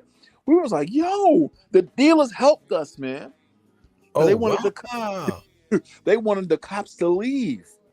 Wow. So they helped the riot. They helped the protest. They helped the protest, man. The strike line, man. We were like flabbergasted, man. Wow. And I tell you, like in those parts of the Bronx, the apartments are beautiful, man. It's wall to wall wood, man, for real. Really? Ooh. And they're spacious, beautiful. Grand concourse. How many square meters do you think, like on average? I can tell you right now, this guy had like a 1 or 2 bedroom. The super. We went to the super's apartment, and I'll tell you right now, it was 1,100, 1,200 feet, man. Okay, I wonder how big that is in square meters. Let me check that out. Go ahead, keep talking. So basically, yeah. But even the cops came to us at the end of the night and was like, "Listen, it's 4:00. Our shift has changed. We're gonna be back, but we don't know when." Man, we picked up and packed up, man. We said, let's get the hell out of here, man. These cops are telling us they ain't gonna come back, man. How many feet you say that apartment was again? 11 to 1,200. Damn, dude, that is big. Dude, that's 365 square meters. That's double the size of my flat. That's double the size of my flat, man. That's crazy. But I tell you what now. Now that was back in the 90s. That's like 90s. Yeah, they're paying a pretty penny now, right? My brother, let me tell you something. You know where Sonetta, Filthy Frankie, right? Where he was selling his DVDs was right across the street from the Apollo Theater. Yeah, he's on 125th. Right. I drove through there before. I've been through there a couple of times. Do you know 1 bedroom's over $2,000 now in that area? You know what? But I'm gonna be honest with you. I'm not surprised because in DC, a 1 bedroom is the same. A 2 bedroom, that's like $3,000 in DC. It's people with 1 bedroom apartments is paying. I'm talking about regular ones. Is paying $6,000 a month in DC, man. $6,000 a month. Yes, dude. I know one. The brother owns a bar, a cocktail bar, by the way. But I mean, he has paper. But I told him, I was like, man, why? I told him, why the hell don't you just buy a house, right? And he was like, Vic, I already did that, man. It's too much work. He just don't want the extra work. Or bill. He'd rather pay that money out every month than to have any unexpected shit. And yeah. Yeah, man. That's That's like yeah. that's crazy, man. That's crazy. You know, and that reminds me of like Buckhead down here, right? Now Buckhead is kind of like an exclusive part of Georgia, right? You're gonna move to Delaware. Yeah, yeah. Go They ahead. want they want to, you know, they, at one point they wanted to separate themselves from Atlanta. They wanted to separate themselves, Uh-huh. you know, Yeah, um, yeah. because a lot of crime was happening. Because I heard, I really haven't seen it for myself, but But what you this, close to Buckhead or what? no, I'm Oh, up north, man, okay, okay, okay. and and That's where the rich folk live, man. well, I ain't rich, that's for sure. That's what they say, right? Yeah, okay. Confirmed. You you're not Buckhead. You're not in Buckhead. All right. I got you. No. Buckhead is where where the rich folks live, man. For real, for real. You know, Buckhead is exclusive, man. You know, for one bedroom, you pay like $3,000 something, man. Uh-huh. You know, and that's expensive for down here. That's very expensive, you know. But yeah, but like when I walk outside, I can look to the left, man. There's mountains, man. You Oh, know, really? Okay. Oh, it's a wow. whole different experience, man. Than what I'm used to. Okay. And But that's great, man. I love the nature too, man. I mean, oh yeah, but it's better to just live in it. I mean, I love nature and I love taking trips to the nature and staying there. But when you get a chance to retire in nature, oh yeah, that's wonderful, man. oh yeah, man. You know, it's a big difference, man. I mean, you Especially don't have. with your health, huh?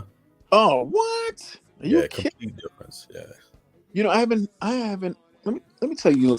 You know, I have like hay fever and all this stuff, man. It was killing me in the Bronx, man. Yeah, yeah, I'm yeah. surrounded by trees and bushes and grass, and nothing's happened. There you go.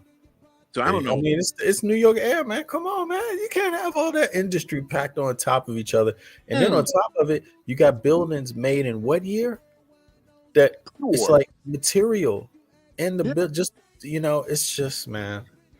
yeah, uh, yeah, man. I mean, and then also, Global warming. What does that do to the material in the building? what material? What just the materials they make the buildings out of? Like, what does it do to anything? Global warming, just the heat. Well, What yeah, is it? yeah. He bounces off those buildings, man. It'll cook you alive. Yeah, I mean, You know, it's and then like, then New York City is like I think it's flat. It's on flat land. yeah, the So city's flat, right? yeah, so the air is like, man, it's like humid It during sits this. there. It sits Just there. move. Yeah, Yeah. yeah, exactly, bro. So yeah, people are gonna be violent, man. People are going to be, you know, Yeah, you have services. You got these predatory ass police that you don't call them, and that's another thing too. The cops, man, they don't come around here. You don't even hear sirens, man. Nothing, I love it, man. man. That's the And way to be. yeah, but New York, man, they're in every corner, man. You know, they're just, man, it's like you're being occupied, actually. Yeah. You know? I mean, that's I had a similar feeling, like, just leaving the U.S. and Mm-hmm. even though I live in the city, I live in the inner city, but it's nothing, or I won't say nothing, but it's a far, scratch from like New York City, and it's a far scratch from DC is a little different because DC got a lot of trees and Mm-hmm. it doesn't have a lot of big buildings. They had a law for a long time about that, and they still do, right? Right. So half of DC is literally just houses, pretty much. You see what I mean? Mm. So it's like, and it have a lot of trees, a lot of trees. I mean, DC is built on a natural park, a nature park. You Okay. see yeah, that goes like kind of like not through the middle, but through the western side of it, But not to mention, it's the other side has hills, like the area. I don't know if you were listening earlier, but but I grew up in Capitol Hill East, and Anacostia, right? Okay. And Anacostia is the hills. It's where, it's the hills area, right? East of the river, hill part, so that overlooks DC. You know, Mhm. you can get. In fact, if you remember that one of the trailers, that the trailer I've had running for a while for my documentary, that the Yes. first shot you see is from those hills in Okay. Anacostia. Yeah, and you could get a look at the whole city from there, right? And Okay. so in a way, you get a lot of green. You get a nature feeling. You could get that feeling in DC. You could get that feeling. It has a nice feeling. It's not people stacked on top of each other and all of that. But New York, you could go to Central Park maybe, right? But is that enough? Yeah, but do you want to? Right. It's New York. And even when I first went to New York, when I first moved to New York, Mm-hmm. it was like it took an adjustment, because first of all, the first thing that came on my mind is like, damn, if you don't get your shit right, your ass can be out on these New York streets. Oh yes. Like you could, because the low in New York is low. Like, Oh yeah. it's where you want to live. The train tracks. DC doesn't really have that degree of homelessness, right? I mean, it has a lot of homelessness, but it's not train track Like New home. York. Right. Yeah, it's Yeah. not, you know what I'm saying? And, It's and not like, it's so funny that you mentioned train tracks, right? Now, when you're on the train, you're on the platform. You know, there's people underneath your feet, right? They live under the platform. I mean, they don't live under the, but they're there, and they're in the actual abandoned tunnels there. They're in, yes. they're called the mole people, and we live in the unused parts of the system. And but sometimes you hear things under your feet, like when you're standing on these platforms, man. It's them. They're chilling. The trains run right by them and everything, and they know how to sit underneath those platforms. Yes, You know, man. it's just crazy, man. It's crazy. It's So I crazy. had that feeling. That was an adjustment, but the other adjustment was the heights, the tall buildings. You Okay. know, and I don't know why I always had this in my mind, but I never liked the fact that you could go up so high, and there's nothing protecting your ass from going out a window. I mean, you could be up that high and literally, like I was telling you before, when I was working in music, right? Right. One of the studios that the company that I worked for used was Quad Studios too, Yes. right? Quad Studios, and I mean, just in Quad, Mm-hmm. you could get your ass thrown out one of them windows, man. Yeah. Like straight up. And I never understood that, because DC don't have.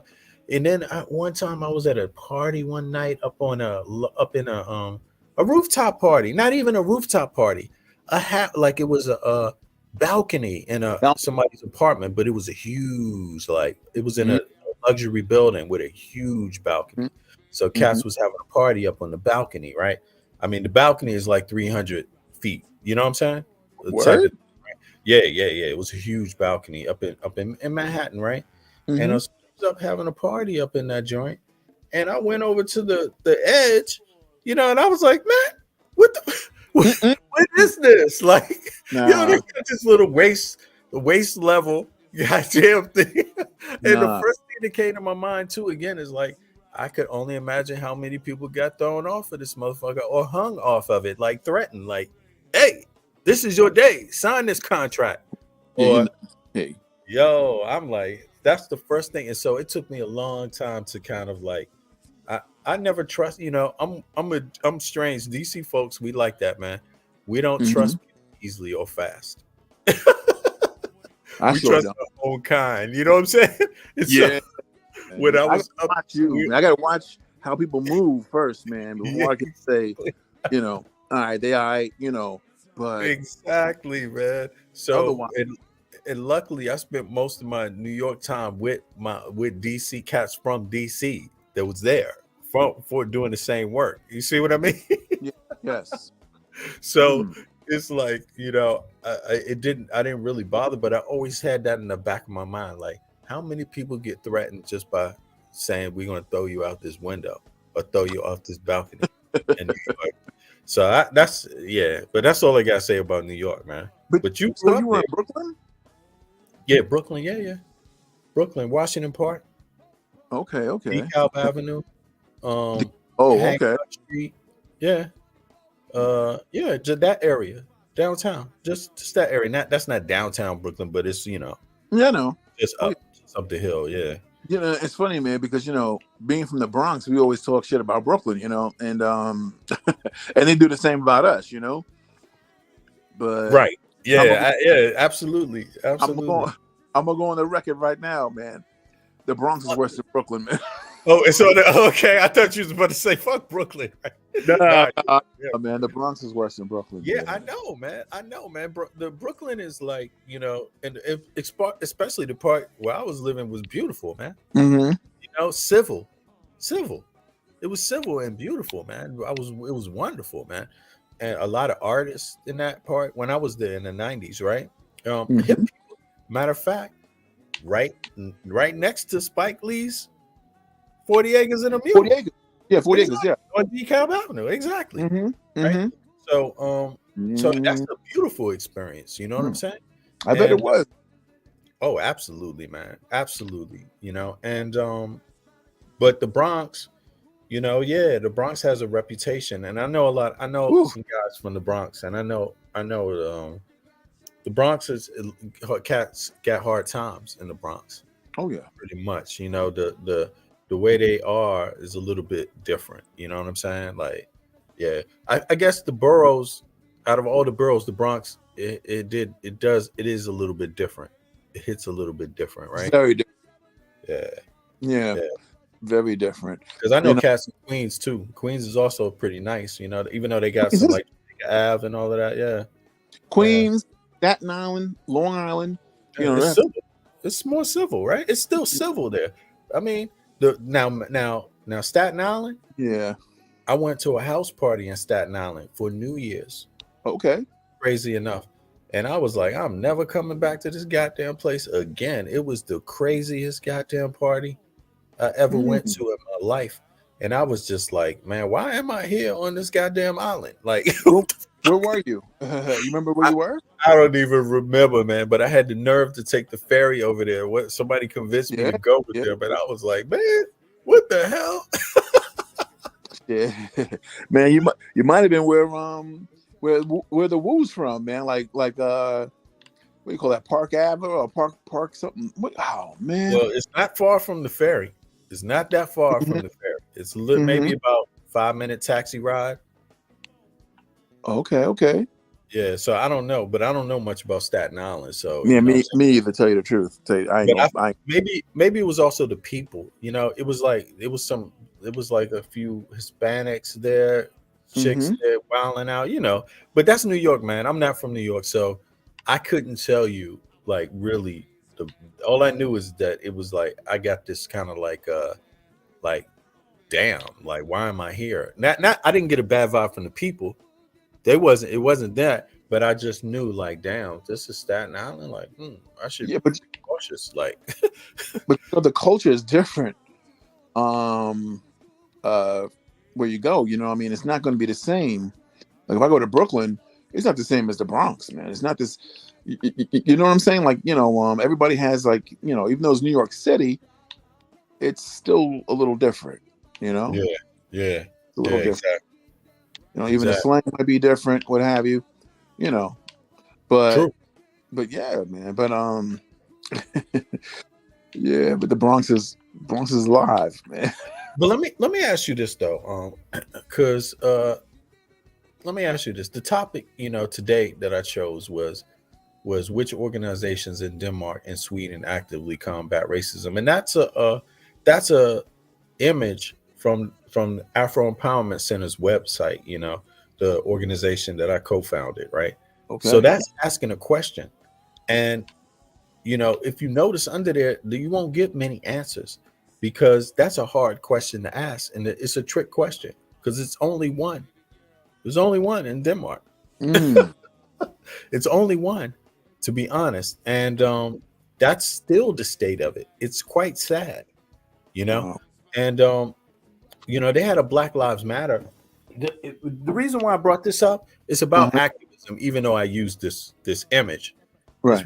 It's really about activism. Hold on 2 seconds. Sure. Yeah. Now there was a Black Lives Matter, and remember yesterday I was saying activists are not infallible. Uh-huh. They're not infallible people. It doesn't. There's nothing about it. Advocates are not infallible. Right. Being an activist or an advocate, it's nothing more than meaning that you want something and you're proactive about getting that thing, Mm-hmm. but it has nothing to do with can you do wrong? Can you do wrong to another person? Can you even harm another person? Yeah, you're I still know. human. Yeah, you're still human. You come with all the same issues. You present all the same issues that society around you presents, Right. right? And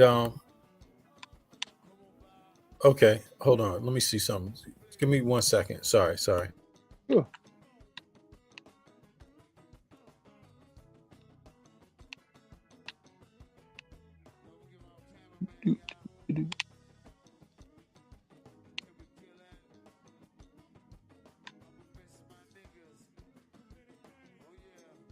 Okay, sorry about that. Yeah, and you come with all the same you bring all the same ailments that the society has.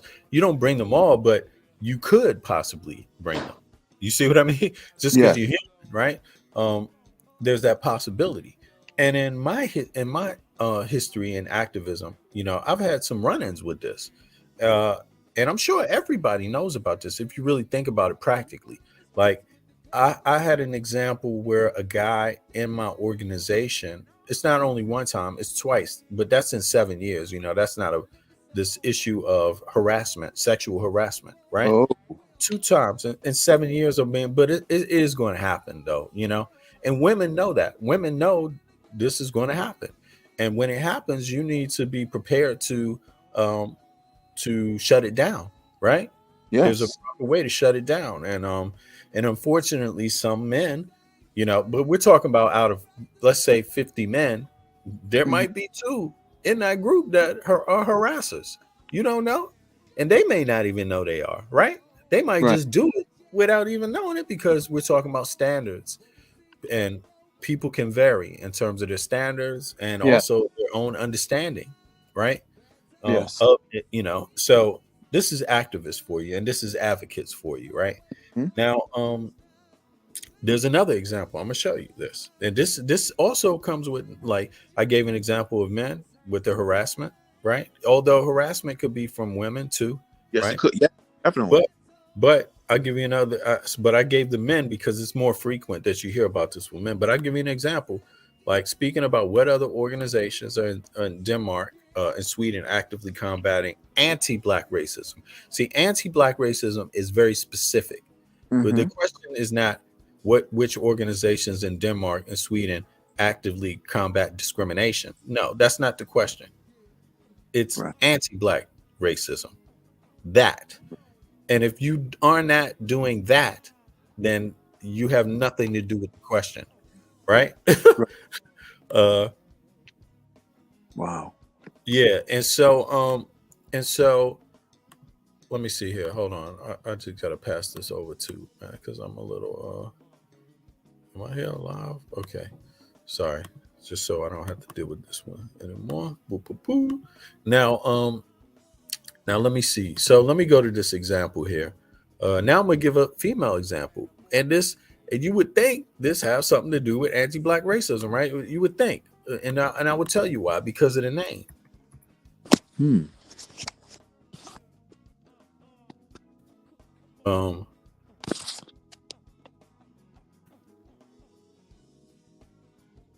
Oh, wait a second. Am I? Here we go. Hmm. Hold on. Let me see. Uh.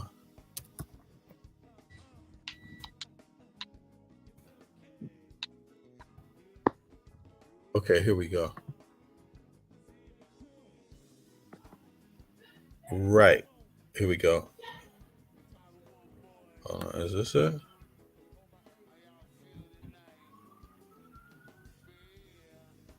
Okay. Blah, blah, blah. Oh, I wrote the wrong word. Sorry. I see what it is. Yeah, I gotta write it in Danish because if you Mhm. don't, you won't. Obviously, in a search engine. Right. Here we go. So let me go over to this now. Let me go to share. So I have a question for you. Yeah. Go ahead. Now, how proficient are you in Danish? And Oh, Danish.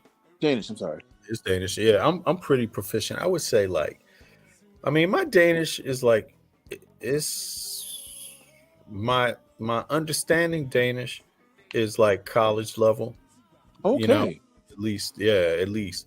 And so I'm fluent practically. You can speak Danish to me, my understanding is Mm, fluent. And maybe my speaking is like maybe high school level, something okay. like that, yeah, my speaking Danish could be better. My reading Danish is also it's above high school level, but I wouldn't say I wouldn't say I can't improve.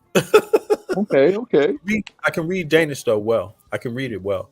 Like, my accent and my what they call accent, utel in Denmark is pretty good. So you Mm, can I can understand when you're speaking Danish to me, and I can speak back in Danish and be understood by a Danish person. okay.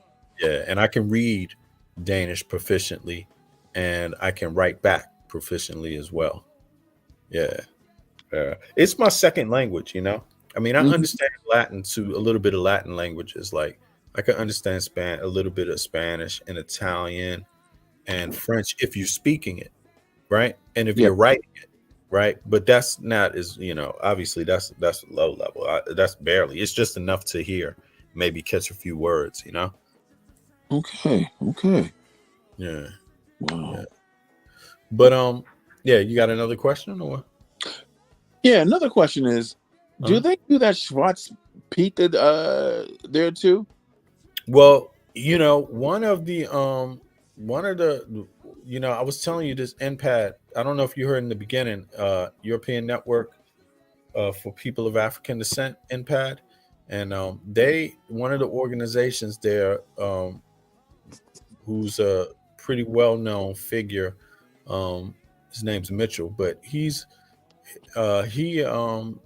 is one of the main. He's probably the you could say leader of that movement, the Okay. Black Dutch, uh, and he's of Suriname descent, by the way. But it's a lot of Surinamese, and as far as black, they're the largest population of black people in Holland, right? And and that's where Swart Pete is. That's what Swart Pete is. But and also another interesting fact is in terms of the laws and the history, Denmark is almost you could say the closest um, similarity European country in terms of discussing these issues of racism towards black people and its history, Yes. colonial history. That Holland and Denmark are like parallel. Okay. Yeah, so in that you could say the networking is very valuable in terms of Mm, that. You see what I mean? yeah. Yeah, exactly. Because Sweden has a few different things. There's a different tweak in Sweden, although serious problems. Germany, a slightly different tweak, but yeah. Mm, But Denmark and Holland, they're like very, in terms of combating anti-black racism, it's very similar to the what is missing in law. Yeah, and how they argue it also. How they uh, argue against it changes, how they argue against changing and upgrading, essentially ratifying new laws, how they argue against that, is similar. But yeah, you got another one? no, I mean, no, you answered my question so far. Thank you, brother. I appreciate that. Okay, yeah. And I was in Holland, by the way. I got some photos from Holland. going over there to a network meeting in Holland too, man. By the way, Oh, so I you know, know those folks very well. another question also. Did you know that there was a GMS Holland? Hell no, Yeah, but yeah, there is. you know what? Do me a favor, man. Whatever you can find on that, send me an email on that, man, because I'm gonna holler at my peeps over there in Holland and see if they ever heard of these people, man, just to get some information. But here's the thing, by the way, in Europe, there is that trend. And this is what I don't understand too. This goes back to the xenophobia thing, right? Right. Especially the xenophobia that Shaka experienced, right? Yeah. Why would they dare suggest that Shaka have no input into the conversation because he's French, a black Frenchman, when all these American organizations is coming over here to Europe? Well, look what we were talking about. You're talking about these ignorant people who said that disgusting thing to Shaka, and they don't speak for, they don't represent anyone. They don't speak for anyone. They're not part of any real organization. What, the HOK? What the hell is that? So what their opinions? They're not even an activist organization. They can't even spell activist, man. To me, these people, they're morons, man, for real. Morons. And it's so disgusting to the point where, you're ostracizing black folks, man, no matter where they come from. If we can speak about Africa, if we can speak about the Caribbean, if we can speak on Europe, what the hell? They can't speak on us? And not only that, but these people are bringing their beliefs and their values to Europe. So how can he claim like GMS is not a French? It wasn't founded in France. Sure even the goddamn Hells Angels is over here in Denmark. They're the strongest gang in Denmark. That's an American gang. I saw like there's Bloods and Crips out there. It's like Crips, like white Crips. Not here, but it could be in Holland though. Holland. Yeah, but not here in Denmark. There's a white GMS member in Holland. I saw the video. But as you heard, in France, they got some small fringe factions of NOI. Shaka told you he met with them before.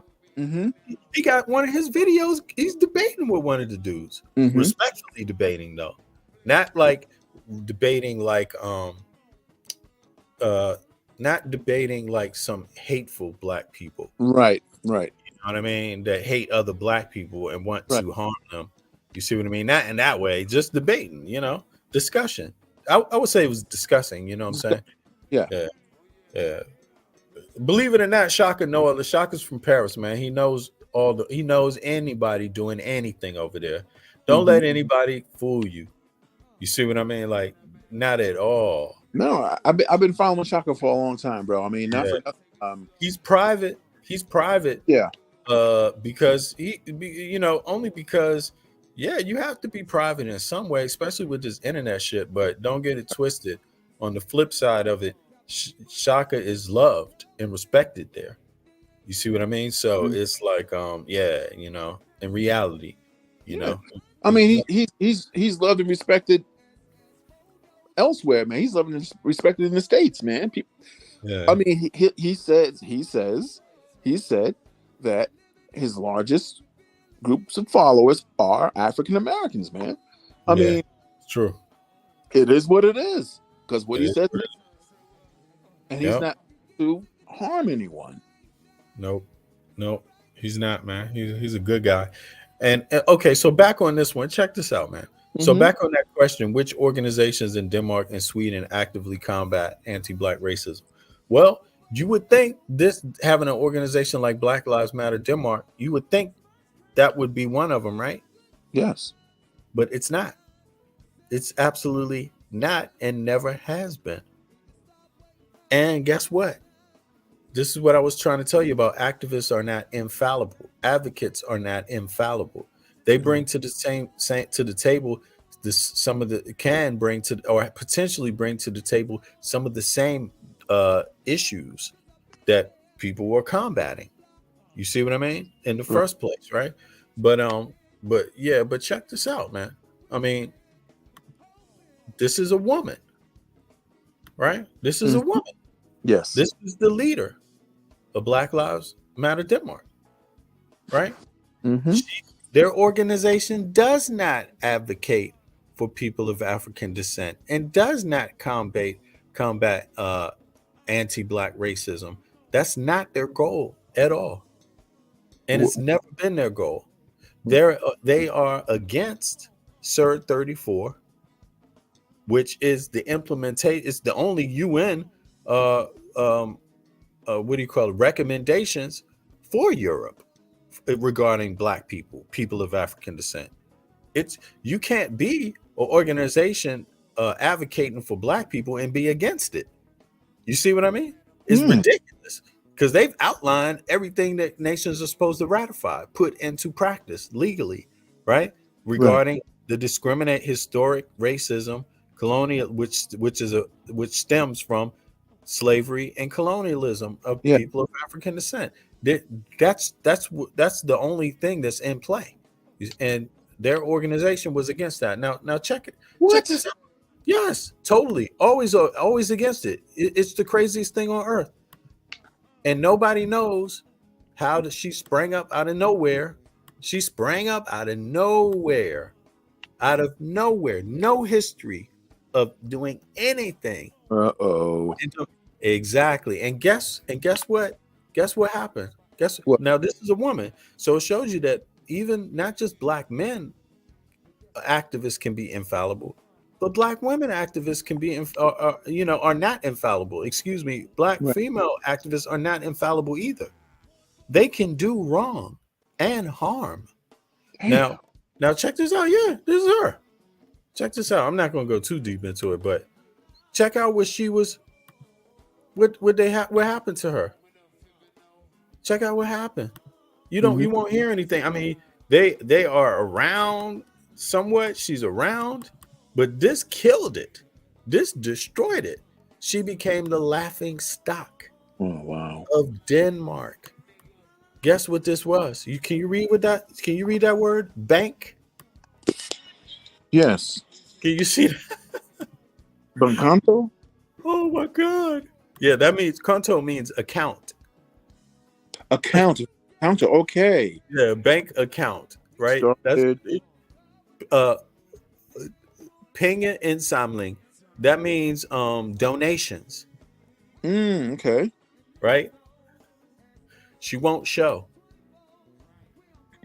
The visa. Oh no, or it show. Yeah, she won't show the official one, right? She won't show, and that destroyed the organization, because so many, as you heard, Black Lives Matter organizations, certain groups have been caught basically stealing money.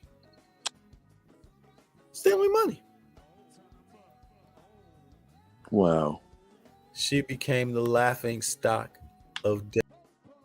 Wow. Did she go to jail or anything? Did she?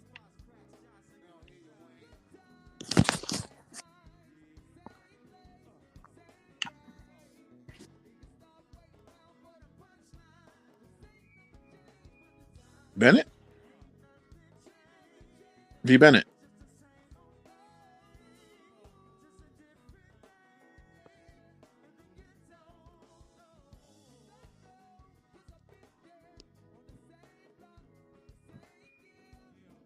What happened? Yeah, sorry about that. I pressed the wrong button, man. Yo. Yeah. So, yeah, I'm getting too excited over here. I was like, read this shit, man. What the hell? Okay, let me go back to this.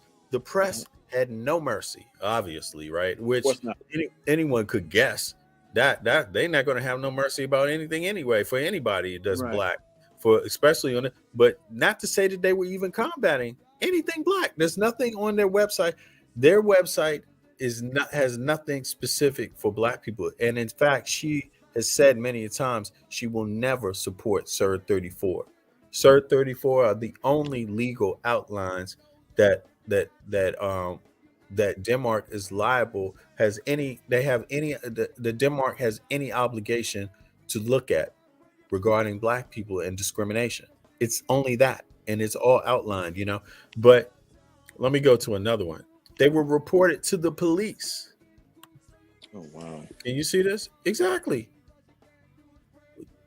They won't turn over their accounting, and you know everybody has to. You have to. All organizations have to that are you know, that are receiving money. They have Yeah. to, right? And she was reported by somebody. It's probably somebody in her organization that was like, man, what the hell this lady doing? You never Mhm. know. But you know, because if there's no real, you know, the police just don't go around suspecting people stealing money. You know what I'm saying? Right, right. And when they were reported, she wouldn't turn it over. She fought it off, man. I don't even know if she even turned it over yet. Wow. Yeah. It's probably being somehow, you know, it takes time, and COVID hit, you know what I'm saying? So Yeah. that's probably put it back a little bit. But yeah, man, I just wanted to give that as an example. Like, so, you know, activist, she's an advocate, she's an activist, not for black people though, No. but you know, because by their own outline, by their own constitution, that they were not advocating for that. They do not support, and by her own words, the leader, they do not support CERD 34 and never will. And just for people that don't know what CERD 34 is, I mean, you should know it by now, because if you're talking about activism and black people, this is what you're going to come across. If you're talking about UN laws, anything about UN activity, you know, this is it right here. I hope it pops up in my, you know, will it pop up? Oh, you know what? I forgot, man. You know, I forgot because it's going to ask to open up. But we could just go here. Here, right? This is better, right? Yes. Can you see that? Yeah, general. Yeah, exactly. It's the general recommendation. And this also, if there's anything missing from the US, this applies to the US too. But there's not. The US is pretty, well, there could be, but the US is up to date on this stuff. Although it signed on to the ICERD, it's one of the last countries to sign on to the ICERD. It has advanced it far past any other, you know. Mm. Yeah, you could say, actually.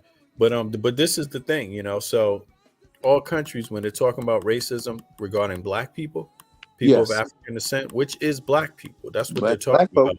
Yeah, it's they refer to the CERD 34, and Right. and that's a and that has something to do with the ICERD, International Convention on the Elimination of All Forms of racial discrimination. So this is law binding, because the nations, the reason why it's law binding is because the nations that signed on to making it law.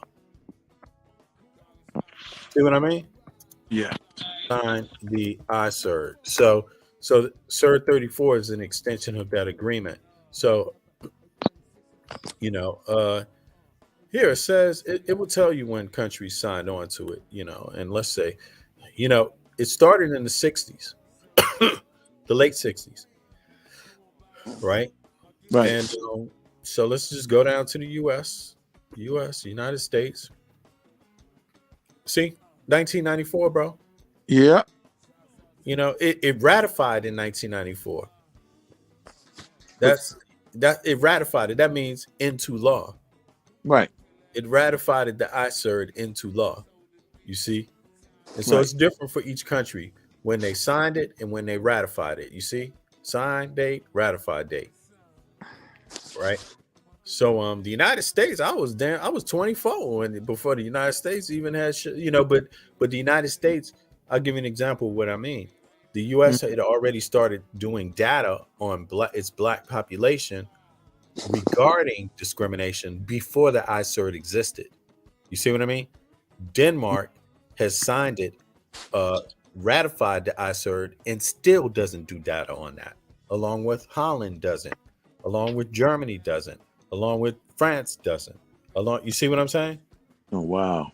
Yeah, and so CERD 34 is a follow-up to this commitment regarding black folk. What have you done for black folk in combating discrimination? Yeah, that's what that means, you know. So yeah, so this woman, I mean, I'm just bringing it out. So we had that conversation yesterday about advocacy, and so you could see, it's not a question of being an advocate. It's not a question of being an activist. You can do wrong, Yes. you know, and this was a perfect example, Black Lives Matter Denmark, of doing wrong and doing wrong towards other Black people and other supposed people that's supposed to be allies, even. You see, Oh, yeah. because she was not, I mean, in name Black Lives Matter, yeah, in name she was an activist against discrimination generally, but actually, no, she did harm to the Black activism in Denmark. You know, Wow. through her not agreeing with Sir 34, and also through her just being caught not turning in her accounting. The accounts. You know Wow. what I'm saying? Yeah, Wow. man. I mean, obviously the implication is she's stealing money. That's the implication, you know? And she's still in charge of Black Lives Matter of Denmark? And nobody wants to hear, she was been you know, nobody wants to deal with her. She's a pariah. Okay. She's a pariah, basically. You see what I mean? And Yeah. when people look at our organization, they look at us as the honest ones. The honest Black folk that didn't even take a salary for any member. No salary to anyone. You see what I'm saying? Yeah. Wow. You see, so yeah, man. So, you know, I think that basically wraps up the convo, brother. I mean, Okay. I just wanted to round it up. I mean, I accomplished two things today. You know, a discussion about okay, well, no, let me finish it. Let me finish it up. What is an advocate? An advocate is someone who advocates for something, who speaks for something, who says, I agree that this should be done. And an activist is a person that goes out and into the community, Right. works on these on making the community aware of certain things that could be beneficial to them, and takes information back. You know, does anthropology, says, okay, this is what's going on in the community, these are the community problems, and you catalog that information and try to find solutions, try to find out how the government can bring solutions, or the international community, how to bring awareness to the problems also, is what an activist does. You see what I'm saying? Yes.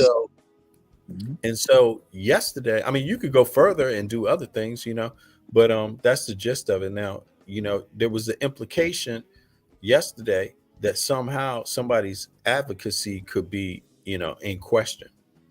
Yes. And it's just like, nah, your advocacy ain't in question. We just don't like how you advocate. Right. You know what I'm saying? Right.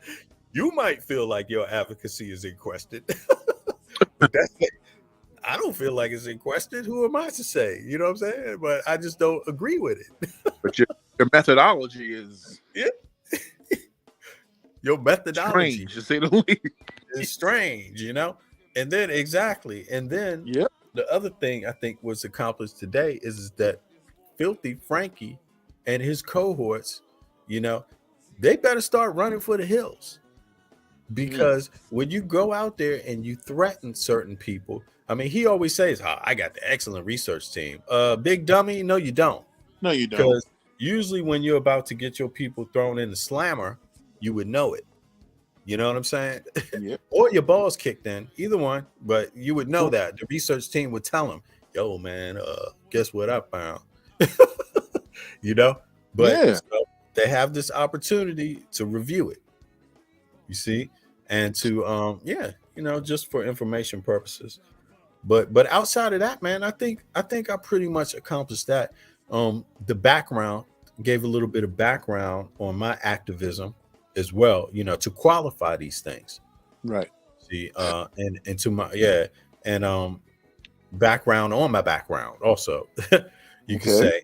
And so I think I pretty much summed that up. And I mean, there's more. I'm going to come back to this topic again, because at some point, you know, I'm hoping that more people, especially in Europe, but also in the US, chime in, come to the page, subscribe, so we can have more conversations that are useful for the public, and not just do comparative studies. Like today, I would call it a little bit of a comparative, you know, because you can learn a lot from that, right? You can, you know. Yeah, And but I've always yeah, go interested. ahead. I've always been interested in seeing how Black folks live in other places, man, because we should be one global family, man, and we are one global family, really. I mean, in my eyes, anyway, you know.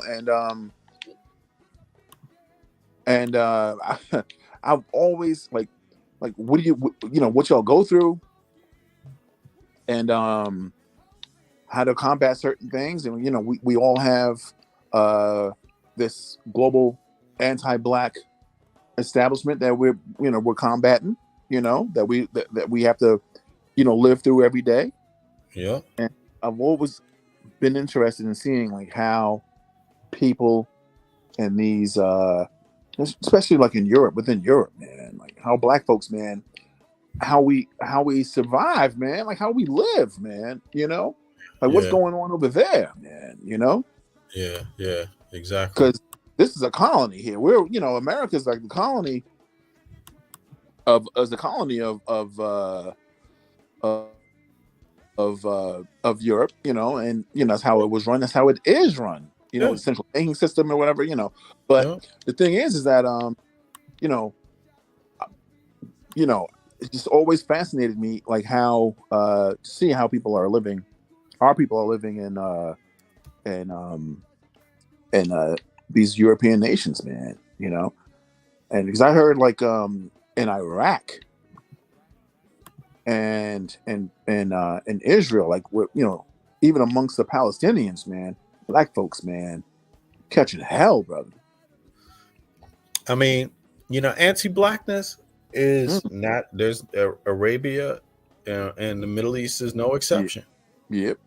You know, it's just that simple. I mean, there's a lot of the nations don't even report. It's similar to different from the United States. The United States reports to the UN on the welfare of people of African descent, Black people, Mhm.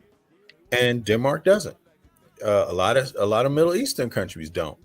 Russia doesn't. Oh You man, see, yeah. so you know, in this situation here, African Americans, and this is why I don't understand why somebody would ever find it like Sonetta or Ugh. or even sick ass Zariak would ever find it to find a space to come out of their mouth and say, you know, Martin Luther King is a B word. Like, how could they do that Word. when his work is specifically not only but specifically right in the middle of accomplishing that one goal, One goal. reporting to the UN on the status of Black people. Just that one caveat. They don't even realize how much that helps them. It means you can't hide it. But but but see, these people aren't Or interested. it means it's harder to hide. I'm sorry. Yeah. Go ahead. They- they're not interested in Black folks, man. They're not. They're actually anti-Black folk, man. And see, that's the bottom line of it all, man. These groups are anti-self. Yeah, anti-self. You know, and unfortunately, it's what years of, you know, of course, slavery, enslavement, and the following system of Jim Crow and segregation has produced. This is the hate that hate has produced. You know, but Uh-huh. but see, we have to smack these dudes back into reality, not physically, but you know, um, and we have to call it out when we see it. Yep. Exactly. We got to call it out where we see it. And that's basically what we're doing here, brother. And I appreciate you coming up today to speak, and also everybody else that came through to take a listen. Feel free to for those that aren't subscribed, subscribe. Uh and also leave a comment from time to time on one of the videos. Let me know how you feel, even if you don't catch one of the lives. And yeah, on that note, I appreciate you, brother. Yo, let's Peace. go over, Thank because I wanted to end this one, but Shaka is going live now. So let's go over to check him out. Let me just put the link to his stream up, because you. let me see something here. Yeah, I'm Yeah. sorry. Someone was at my door, man. Okay, no worries. I'll catch you later, brother. Good build, man. Thanks, and man, like people like you need to be, a light should be showing on you, man. I have to get your book, man. I'm gonna get your book, brother. Oh, I appreciate that, brother. And you know Do it what? right. That's what we're doing right now, for the right reasons. For the Yes. right reasons, the light's about to be shined, and just like for my brother Shaka too, and others Yeah. that of goodwill, that want to really do the work and want to have a positive impact on the community. So I appreciate you, Divinely Inspired. Appreciate you, brother. All right, I catch you. If I see you over on Shaka's panel or not, I catch you the next day. Be good. All right. Okay. Thank you. Peace, y'all. Yeah. Yo, Steven, I'm headed over to Shaka's now, brother. Click the link. Thank you everybody for coming through, and I am out. Today was a good build, and it was about activism, sharing a little bit of my knowledge about activism and some commentary. So I'll see you later. Slow. I look through the window. Hey, wait, one more time, wait. Play. New day, same thing. Got my people